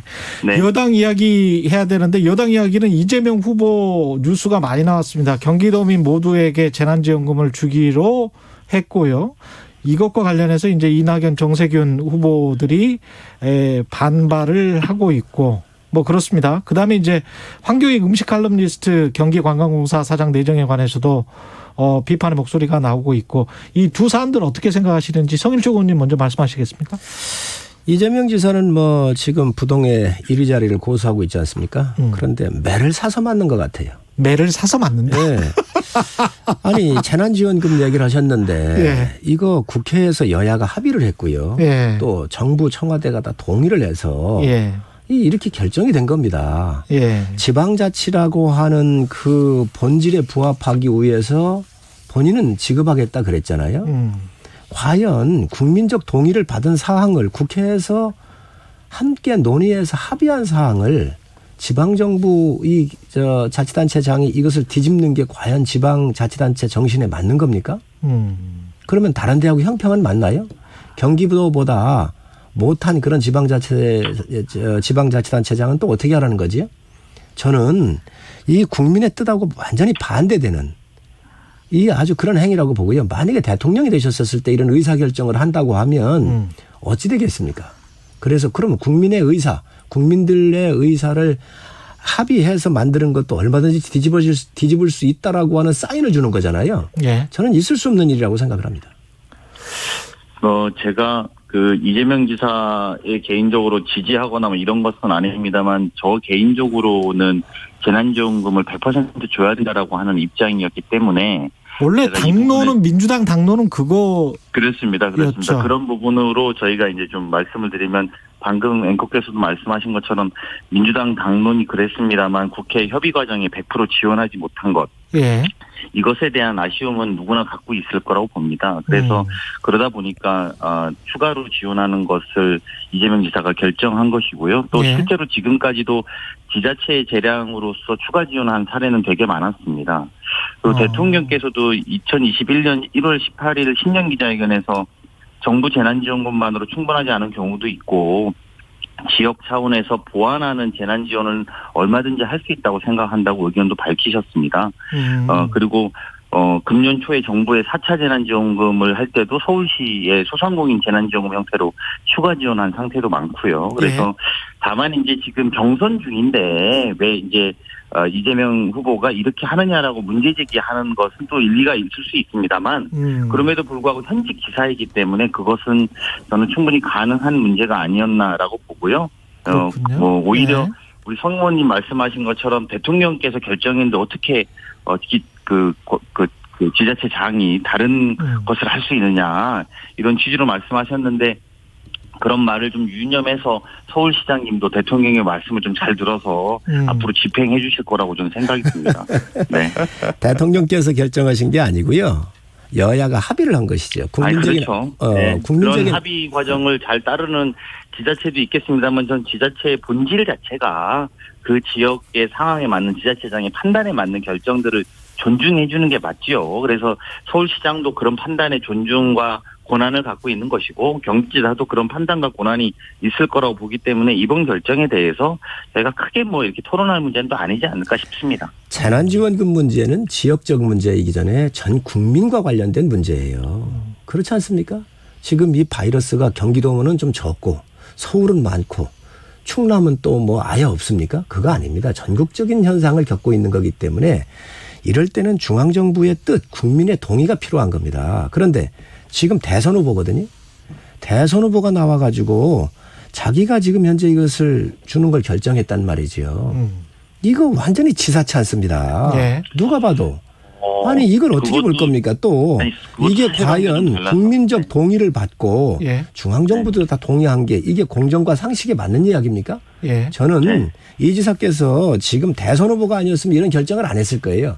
내 지역에 1,300명 정도가 있기 때문에 이 1,380만 명에 대해서 공고히 해야 되겠다. 그렇기 때문에 이 돈을 쓴 겁니다.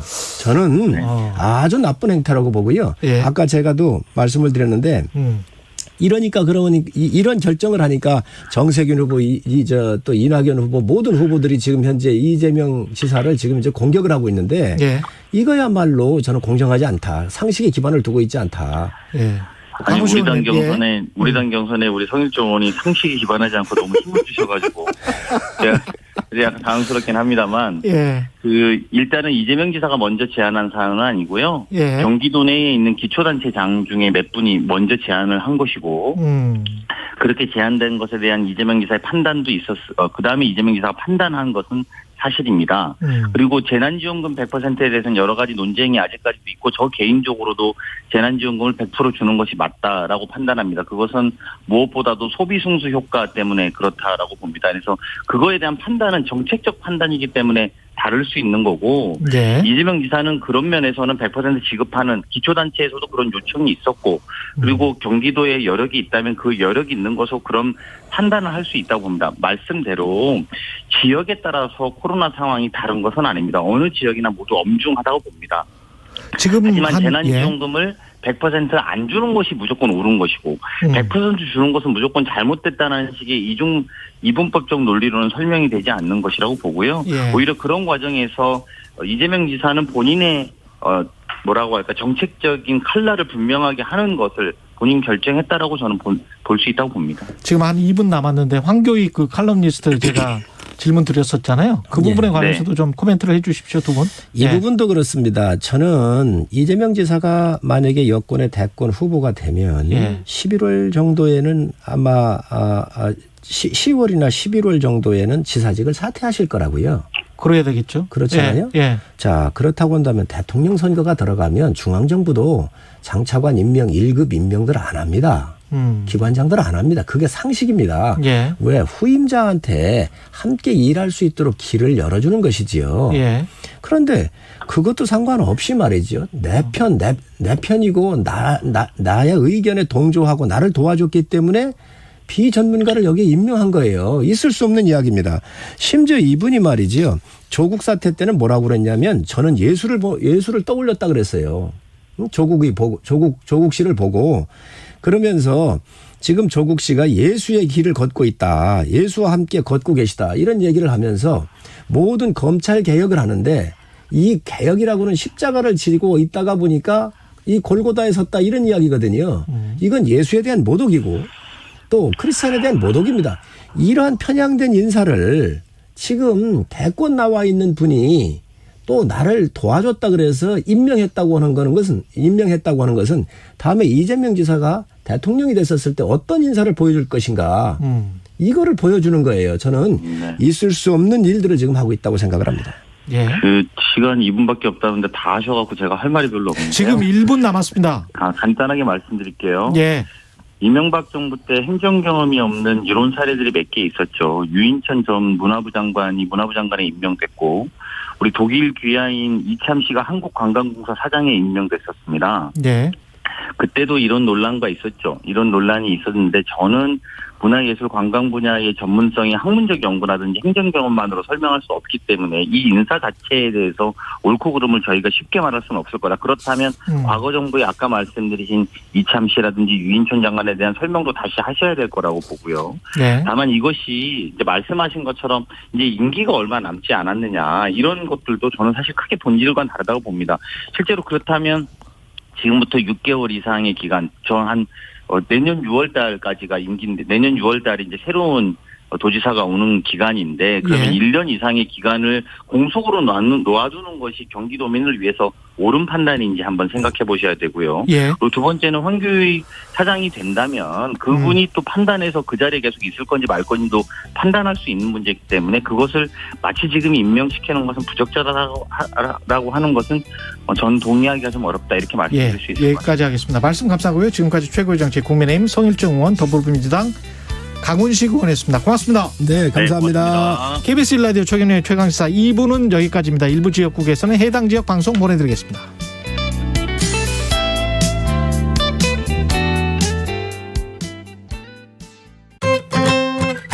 안녕하세요. 이금입니다. 부끄럽지만 경제 잘 모릅니다. 부동산 투자, 재테크, 주식 아직 못 해봤습니다. 그래도 경제에 관심은 많아요. 경제를 알아야 우리 사는 사회를 이해할 수 있으니까요. 그래서 홍사운의 경제쇼를 챙겨 듣습니다. 진짜 시간 날 때마다요. 내용도 좋지만 홍반장, 홍사운 기자 매력 있습니다. 오후 4시 5분 홍사운의 경제쇼 응원합니다.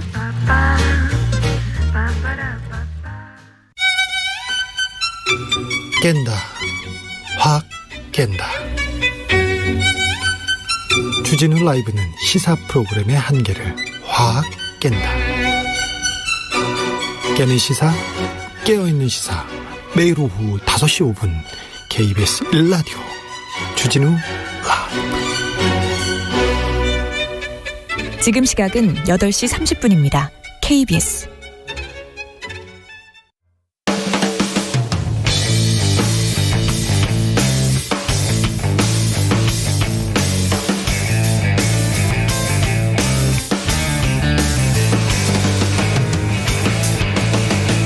최경영의 최강 시사.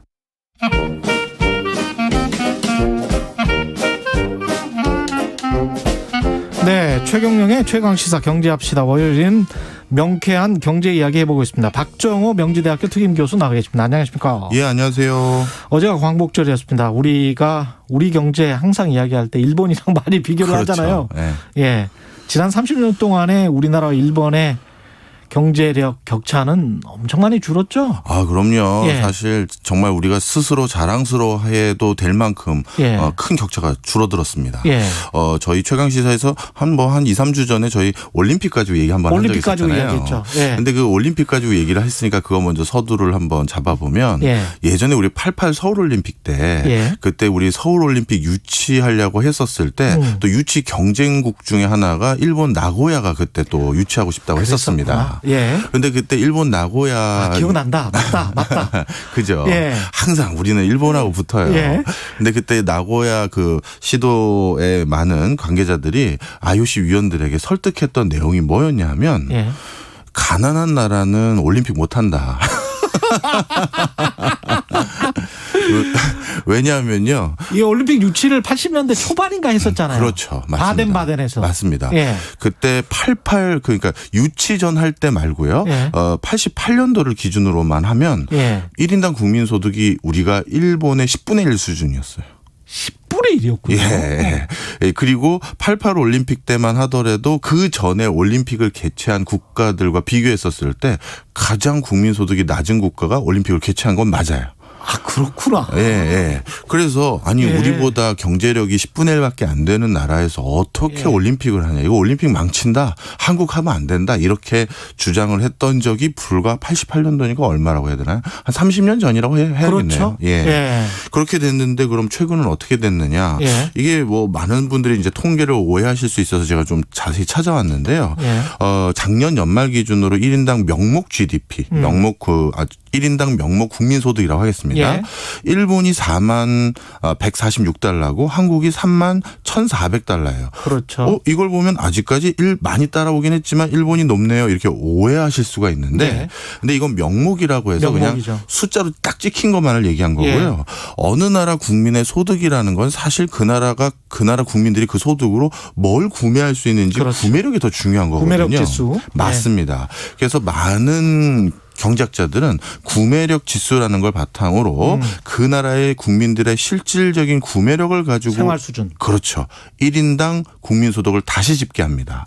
그걸 보면 한국이 이제 더 높아졌어요. 그 CIA도 사실은 이거 가지고 그 나라의 각 나라의 국력이나 이런 거를 측정을 하거든요. 맞습니다. CIA 팩트 시트에도 이 PPP로 나와 있어요. 예. 네. 관련돼서. 그래서 그 구매력 기준으로 따졌을 때 벌써 2018년도부터 한국의 구매력 지수를 기준으로 한 1인당 국민소득은 4만 1,400 9달러 정도고요. 예. 일본은 4만 딱 1,000달러. 우리가 약간 그때부터 앞서지기 시작한 거죠. 그러니까 사람들이 소득으로 벌어서 평균적으로 한국에서 더 잘 먹고 잘 산다. 그렇죠. 이렇게 되겠습니다. 예. 근데 이것은 1990년대에 같은 기준으로 집계한 것이 그때 일본이 우리보다 2.6배 높았거든요. 예. 그러니까 또 불과 20년 만에 이걸 또 역전을 시켜낸 거죠. 진짜 엄청난 겁니다. 예, 이 속도는 엄청난 거예요. 예. 다들 진짜 대단하세요. 대단한 겁니다. 예. 예. 일본 같은 경우는 사실은 또 어드밴티지가 좀 있었던 게 유리한 게 기축통화로서 미국이랑 유로화랑 같이 이렇게 바스켓에 들어가 있고. 그렇죠. 우리는 지금 거기에 없잖아요. 후발 선진국이라서. 맞습니다. 예. 그리고 일본이 본토에 피해를 받은 건 옛날에 원폭 투여했던 일부 지역이 사실이고요. 우리나라는 6.25 때문에 거의 제로선에서 그렇죠. 시작했거든요. 예. 그러니까 이거는 진짜 일본인들 스스로도 불가능하다라고 생각했던 일들이 많아요. 예. 예. 그리고 우리 삼성이나 LG나 그 기타 뭐 현대차도 마찬가지고 새로운 산업에 진출하고 시도할 때마다 너희가 너무 무리한 것 같다. 니네는 그냥 우리 조립 공장만 운영해도 될 텐데라는 얘기를 정말 많이 했었는데 예. 지금 많이 바뀌었죠. 그래서 국가 경제력 지수에서도 경쟁력 지수에서도 한국이 이제 23위, 일본이 34위 뭐 이런 수준이다. 이렇게 보시면 되겠습니다. 신용 등급과 관련해서도 우리가 일본보다 높더라고요. 예, 맞습니다. 그것도 좀 찾아왔는데요. 예. 신용등급이라는 건 그 나라의 경제력뿐만 아니라 사회 안전성, 정치적인 성숙도 이 모든 거를 같이 평가합니다. 물론 경제적인 부분이 제일 높이 들어가 있긴 하지만요. 예. 대표적인 신용평가 기관이라고 할 수 있는 S&P하고 피치 이 두 군데 모두 우리 한국이 훨씬 높은데요. S&P를 바탕으로 하면 한국은 AA라고 해서 이게 세 번째로 높은 등급인데 그렇습니다. 예. 일본은 A+, 우리보다 2단계 아래죠. 예. 그다음에 피치 같은 경우도 우리 한국은 AA-로 네 번째 높은 등급인데 일본은 A 또는 A+ 왔다 갔다 하더라고요. 그런데 예. 일본의 이 성적표는 최근 들어서는 중국보다도 낮아요. 이게 정말 또 놀라운 일이죠. 그렇구나. 예. 우리보다 높은 나라가 미국, 스위스 뭐 이런 나라들이죠? 네, 맞습니다. 진짜 뭐라 그럴까요? 오랫동안 예. 그냥 그 선진국 클럽에 유지되고 있었던 나라들 몇 개 빼고는 이제 우리나라보다도 높은 나라는 별로 없어요. 네. 임금으로 따져도 저도 깜짝 놀랐던 게 그 일본의 대졸 초임자 임금이 평균 임금이 채용이 되면 그 200만 원 왔다 갔다 하더라고요. 맞습니다. 그래서 요즘 예. 일본 내부의 국책연구기관들에서 나오는 보고서가 크게 우려되는 게 일본의 우수한 인재라든가 견실한 인재들이 자꾸 해외 취업을 한다는 거예요. 그것도 한국에 취업하는 친구들도 꽤 있다는 겁니다. 돈을 안 주니까. 예. 그래서 이게 우수 브레인들의 그 유출 이걸 걱정하는 기조도 많은 거죠. 이것도 예전에는 일본에서는 상상할 수 없었던 일이죠. 급여가 그렇죠. 중요한 게 아니라 나는 어떤 분야의 어떤 뭐 장인의 집안에서 태어났다라든가 그렇죠. 우리 동네는 뭘 한다라든가 이런 걸로 항상 일을 했었었는데 예. 이제는 돈 많이 주면 나가요. 일본 사람들도 그렇게 됐군요. 예. 제조업 분야 같은 경우는 어떻습니까? 일본에 아주 그 대단한 기업들이 많았는데 지금은 기억 속에서 사라진 기업들도 꽤 있단 말이죠. 맞습니다. 딱 정확하게 1990년, 예. 1990년에 세계 시총 기준으로 1등부터 10등 기업을 꼽아보면요. 1등이 IBM이고 2등부터 10등이 전부 일본 기업이었습니다. 모두가요. 예. 그래서 진짜 일본이라는 나라가 얼마나 경제적 대국이었는지 그것만 보더라도 여실히 알 수 있었고요. 1990년에. 딱 90년이에요. 예. 뭐 샤프, 그다음에 닌텐도, 후지 뭐 모든 회사들이 다 들어가 있었었죠. 다 제조고요. 예. 자, 그런데 지금 뭐 예를 들어서 2021년 지금 전 세계 시총 1등부터 20등 안에 일본 기업이 있느냐? 없거든요. 그 토요타 정도만 예, 그 좀 상위 랭크에 상위 있는 거죠. 랭크고. 예. 자, 그래서 일본이 요즘 제조 부분에 대해서 정말 뼈아파하고 있습니다. 예. 그리고 그 제조의 많은 부분을 한국에다 그 기능을 넘겨줬다라고 스스로 자평하고 있어요. 예. 대표적으로 우리 가전 부분이죠. 그렇죠. 저 중학교 고등학교 때 부모님 손 붙잡고 해외여행 가면 그때 이제 워크맨이라고 하죠. 그거 소니 워크맨. 그거 좀 사보려고 그 해외 어디 그 놀러 간 국가의 가전 매장을 가보면 그때는 전부 소니, 파라소닉 뭐라도 아이와 뭐 이런 그 일본 브랜드들이 잔뜩 있었습니다. 그렇습니다.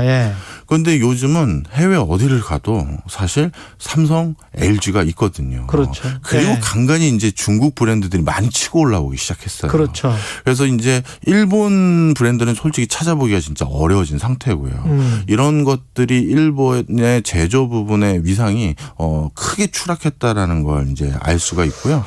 어떻게 보면 사건인데 정말 큰 사건이 수십 년 동안 일어났었던 거죠. 이게 어떤 의미가 우리한테 있는지도 좀 궁금하네요. 이렇게 말씀드리고 싶습니다. 이제 좀 미래지향적인 뭔가를 말씀드려야 될 것 같은데 우리가 승리에 도취해서는 안 되니까. 그렇습니다. 우리는 계속 나가야죠. 일본이 드디어 심기일전을 좀 해보려고 합니다. 좀 설명을 드리면 지금은 한중일이 아주 묘하게 업무 분담이 되어 있어서 여기까지 온 거라고 보셔도 돼요. 2000년대 이후부터는. 일본은 대표적으로 지금까지 자신들이 강점으로 갖고 있는 마지막 남은 분야인 소재, 부품, 기계장치가 유지가 되고 있는데요. 그래서 어떻게 되냐 하면 전 세계적인 물건을 일본의 소재나 일본에서 장비 사와가지고 한국이 그 장비와 소재를 바탕으로 중간재를 만듭니다. 여기서 만드는 중간재는 반도체, 배터리, 디스플레이 같은 거죠. 그래서 이 중간재를 만들면 이 중간재를 어디로 보내냐면 중국으로 보냅니다. 그럼 중국은 뭐 반도체나 배터리나 디스플레이 등 일부를 이렇게 사다가 그걸 패키징하고 조립해서 자신들 브랜드 붙여가지고 뭐 샤오미니, 화웨이니 그래서 해외 수출을 하는 형태였죠. 그래서 한중일이 아주 묘하게 대표적으로 중국의 경기 관련한 지표가 좋아지면 한국도 똑같이 좋았었고요. 그랬죠. 일본도 마찬가지로 같이 좋아졌었어요. 그러니까 이게 나름대로 역할 분담이 되어 있었었는데 그런데 이제 슬슬 보니까 중국이 우리가 완성품 조립만 해서 이렇게 하고 싶지 않다. 우리도 반도체 굴기하겠다. 배터리 제대로 해보겠다. 치고 나가는 상황이고요. 그리고 한국도 마지막 최종재에 대한 브랜드 가치를 우리가 뺏기고 싶어 하지 않거든요. 그래서 이제 그런 상태일 뿐만 아니라 심지어 이제 한국도 소재, 그렇죠. 소재 부품 기계장치에 대해서 우리가 제대로 한번 치고 나가겠다. 부족한 부분을 보완하겠다. 이렇게 하고 있는 상태예요. 그럼 일본은 어떻게 되냐. 자신들이 전 세계를 대표하는 브랜드를 가지고 있고 그것 때문에 일본의 위상이 높아졌던 게 분명 실추됐거든요. 그렇죠. 그런데 이제 미래의 새로운 판이 열립니다. 자율주행 자동차, 인공지능, IoT 뭐 이런 분야에서요. 이런 새로운 판에서는 그 밸류체인의 중심엔 우리 일본이 놓이겠다라고 지금 노력을 하고 있어요. 그래서 소니 같은 경우는 14년 만에 반도체 공장을 증설하기로 최초로 다시 발표를 했고요. 그리고 이번에 미일 정상회담 때도 그런 분야에서 전 세계적인 우호 협력의 중심에 일본이 놓이려고 다시 나가고 있는 거죠. 그러다 보니까 이제 코로나 이후부터는 벌써 시작된 거라고 보는데요. 이 한중일 세 군데가 교묘하게 업무 분장을 해서 맞물려서 같이 가는 것이 아니라 무한 경쟁으로 이제 돌입하게 된 겁니다. 각자진. 그렇죠. 그래서 자율주행 일본도 거기에서 우리가 다시 브랜드 가져오겠다고 하고 예를 들어서 자율주행이나 전기자동차에서 중국 지금 전기자동차 치고 나가고 있단 말이에요. 한국도 또 여전히 해야 되는 일이고 그렇죠. 그래서 이제 한중일의 이 산업 경쟁력을 두고 산업의 어떤 뭐라 그럴까요? 지배력을 두고 싸움이 본격화되고 있다. 소재, 중간 부품, 완제품 이 글로벌 공급망을 각자가 다 해보겠다고 하는 건데 우리가 이제 중간 부품에서 굉장히 강점이 있었던 나라고 완제품도 뭐 어떤 분야에서는 강점이 있었는데 소재 같은 경우는 굉장히 좀 어려운 측면이 있잖아요. 기초과학 분야가 많이 들어가 있고 그런 측면에서 일본을 따라잡기가 좀 시간이 걸릴 것 같습니다. 소재는 솔직히 제일 시간이 많이 걸리는 부분입니다. 사실 산업 공부를 해보신 분들은 아마 잘 아시겠습니다만 한 100년 정도 돼야 경쟁력을 갖췄다 하는 분야들이 있어요. 화학 뭐 이런 거. 맞아요. 화학, 제약, 그다음에 소재 딱 이쪽 부분입니다. 그것은 왜 그러냐면 그쪽 분야는요. 특허로 보호받는 영역보다는 오랜 실험을 통해서 거친 노하우나 실험의 결과 때문에 얻어진 것들이 많거든요. 예. 그러니까 내가 한 100만 번 실험했더니 저렇게 되는 걸 알았어. 그러면서 그걸 노하우로 딱 막아버리는 거예요. 그러다 보니까 이런 소재나 석유화학 분야에서는 뭐 공장장하고 사장 말고는 거길 못 들어간다 이렇게 막는 곳들이 있잖아요. 왜냐하면 노하우니까 예. 이게 같은 온도, 같은 압력, 같은 화학 처리를 하면 그렇게 도출이 되거든요. 이게 맛집에 그 된장 만드는 것처럼. 그렇죠. 예. 맛집은 그래서 며느리도 레시피를 안 가르쳐 주잖아요. 그렇죠. 바로 그런 이유로 인해서 예. 이거는 정말 시간이 많이 걸립니다. 예. 그런데 이제 우리가 이걸 단기간에 따라잡는다. 따라잡을 수 있는 부분도 분명히 있지만 분명 시간적인 기간이 걸리는 부분은 분명한 사실인 것도 인정해야 돼요. 예. 네.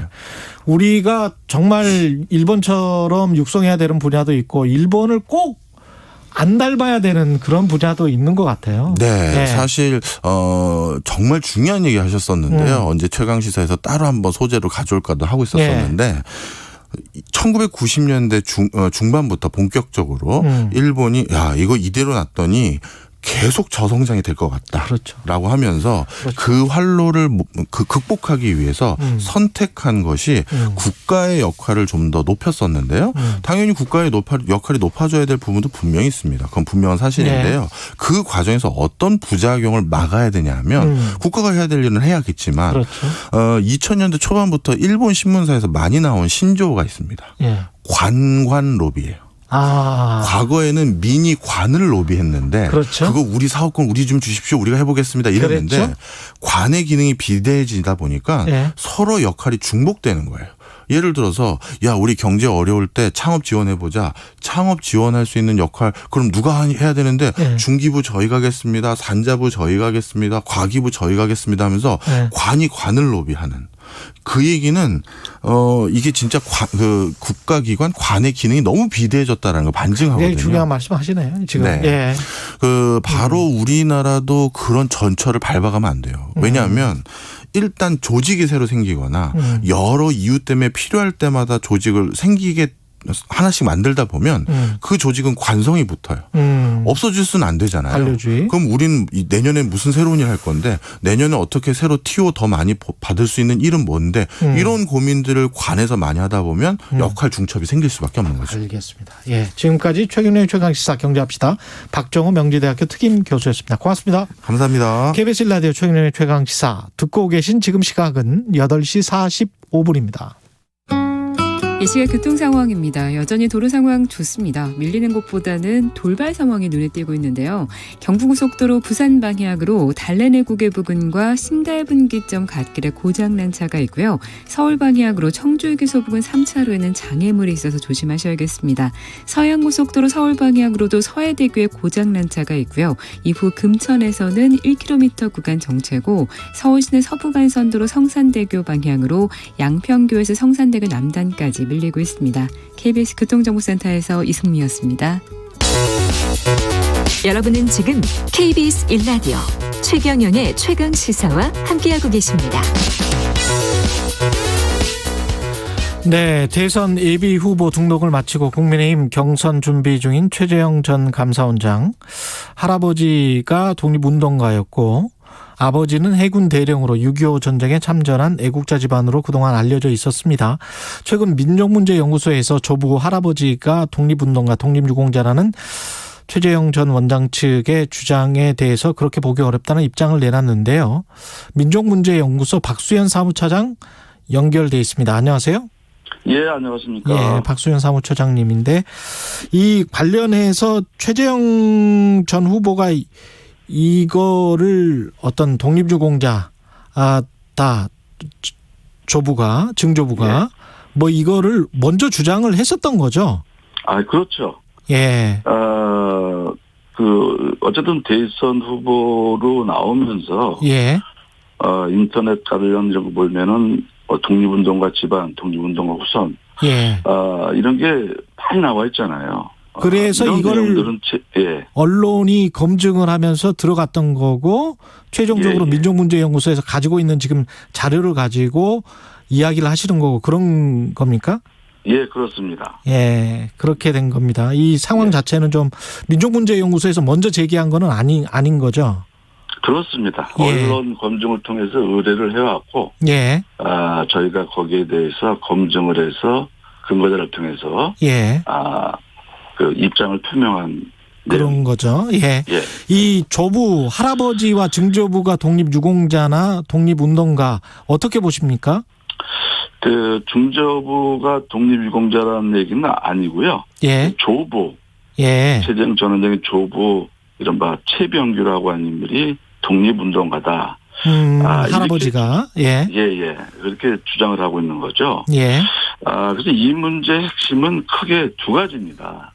그 하나는 그 조부 최병규가 1926년에 춘천 고보 재학시에 동맹휴학을 주도해서 퇴학당한 사건이 있는데요. 최재형 전 원장 측의 주장처럼 이 사건을 독립운동으로 볼 수 있느냐 하는 것 하나하고요. 예. 또 하나는 그 이후 조부의 행적을 볼 때 과연 이 인물을 독립운동가로 볼 수 있느냐, 이 두 가지가 핵심입니다. 예. 그래서 친일 문제는 이제 조부 행적을 검증하는 과정에서 나온 것이죠. 뭐 증조부가 평강군에서 오랜 면장을 했다는 것도 검증 과정에서 나온 것이고요. 예. 그래서 실제로 만약에 조부 최병규가 독립운동가가 확실하다면 뭐 중조부가 면장을 했다는 게 오히려 크게 문제가 되지는 않죠. 그렇죠. 오히려 내세울 만한 거죠. 예. 그래서 그 내용을 보면 그 1926년 조부가 춘천 고보 동맹휴학 사건으로 퇴학당한 것은 분명한 사실입니다. 그렇군요. 언론에도 보도가 돼 있으니까. 그런데 이 사건을 그 동맹휴학을 주동했다는 이유만으로 독립운동으로 보기 어렵다 하는 게 뭐 저희가 일방적으로 주장한 게 아니라 언론 보도에도 나와 있고요. 그리고 이제 조부가 이 사건으로 뭐 감옥 생활한 것도 아니고 최재형 전 원장 측의 주장은 일제가 3년 동안 금종령을 내렸다 이렇게 주장하고 있는데 전혀 확인이 되는 내용이 아닙니다. 그리고 또 이 사건의 관련자가 여러 명 있는데 이 국가보훈처 공언록을 확인해 보면 이 사건으로 독립운동의 공적을 받은 사람은 없습니다. 유공자는 아니군요, 그러니까 최소한. 전혀 아닙니다. 그래서 이분들이 주장하는 것처럼 어쨌든 일제강점기에 동맹휴학을 주도해서 퇴학당했다는 것은 뭐 쉬운 일은 아니잖아요. 그래서 우리가 이 사건을 항일의 범위를 넓게 잡아서 서로 독립운동으로 인정한다 하더라도 문제는 이후의 행적입니다. 항일운동을 동맹휴학을 주도한 거는 항일운동으로 인정한다고 하더라도 그렇죠. 한다 하더라도 100번 양보해서 그 이후에 그 조부 최병규 행적을 보면 그의 부친 다시 말하면 최재형 전 원장의 증조부가 되는 거죠. 증조부가 면장을 하던 곳에서 면협의회원, 이 면협의회원은 면장의 자문기구고 어떻게 보면 일제의 뭐 협력기구라고 볼 수 있는 거죠. 이 면협의회원을 연임하고 또 도의원에 출마하고 국방원금을 내고 이런 일제 지속적으로 협력하는 행적이 확인되는 거거든요. 국가헌금을 냈어요? 국방헌금. 국방헌금? 전시체제기에. 전시체제기에 37년 이후죠. 그래서 동맹휴학 사건을 항일운동으로 인정한다 하더라도 그 이후의 행적을 보면 독립운동가라고 할 수가 없는 거죠. 국가에서도 이런 사람들 독립운동으로 인정하지 않고요. 국방헌금을 낸 거는 다른 친일했던 분들 행적에 그런 것들이 좀 나오잖아요. 국방헌금을 낸 사람들은. 그렇죠. 그리고 이름만 나오는 게 아니라 하나의 그 일제 측 입장으로 볼 때는 미담 기사로. 미담 기사로. 이런 사람이 국방헌금을 태평양전쟁, 일본이 주도한 태평양전쟁에 국방헌금을 냈다. 중일전쟁 이후. 중일전쟁. 1938년도니까. 여기에 이제 부친의 회감년을 절약해서 그 형과 같이 국방헌금을 냈다 하는 게 매일 신부에 미담 기사로 이렇게 소개가 돼요. 짤막하게. 그렇군요. 그래서 이런 행위들을 서로 그 동맹휴학 사건이 독립운동이라고 인정한다 하더라도 이러한 행위가 확인된다면 예. 독립운동가로 볼 수 없는 거죠. 예. 그러니까 드라이하게 팩트만 이야기를 한다면 증조부인 고 최승현 옹은 강원도 평강에서 면장을 재직을 했고 그 이후에 조부는 그 면과 관련한 위원회 일을 했는데 그러면서 국방급도 납부를 했다. 그게 매일신보에 나온다. 그러나 그러나 춘천고보를 다닐 때는 동맹휴학을 주도한 거는 사실이다. 그렇죠. 이렇게 결론이 되겠네요. 그렇습니다. 그러면 이런 경우에 민족문제연구소 같은 경우는 어떤 인사라고 분류를 하세요?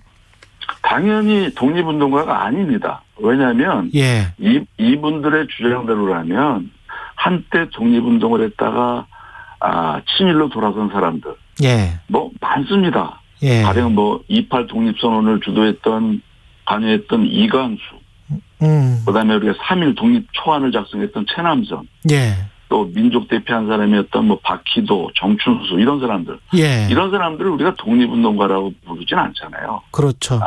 친일파라고 부르죠. 그러니까 그 이후 행적이 이렇게 확인되면은 이건 독립운동가라고 볼 수가 없습니다. 그래서 연구소의 주장은 최정 전 원장은 독립운동가다, 독립운동가 후손이다, 독립운동가 집안이다. 이거는 잘못된 것이죠. 이런 주장은. 그렇다고 친일파 집안이다 이렇게 딱 규정하기도 좀 뭐 하지 않습니까? 그 친일의 기준은 뭐 여러 가지가 있을 수가 있습니다.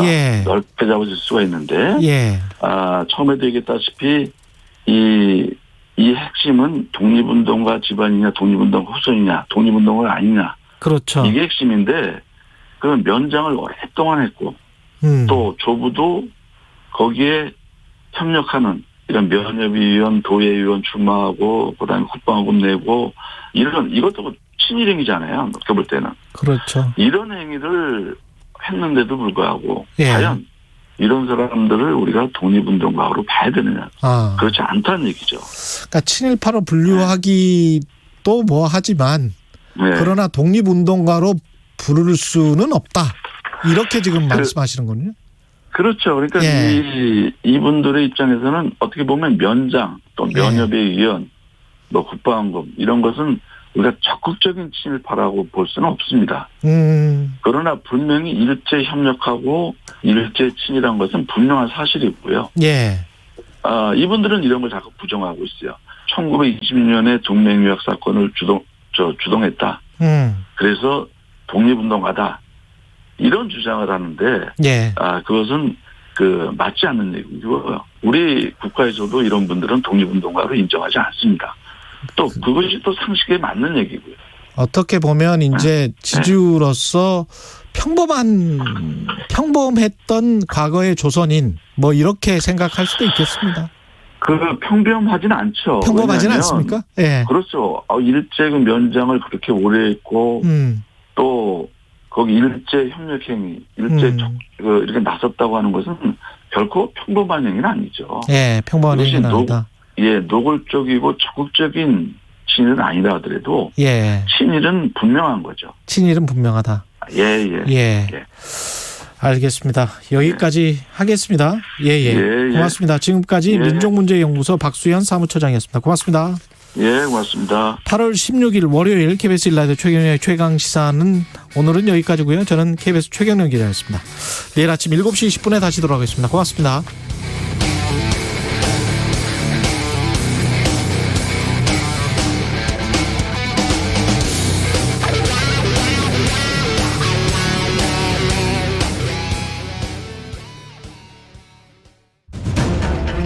코로나19 상황의 심각해짐에 따라 수도권의 새로운 거리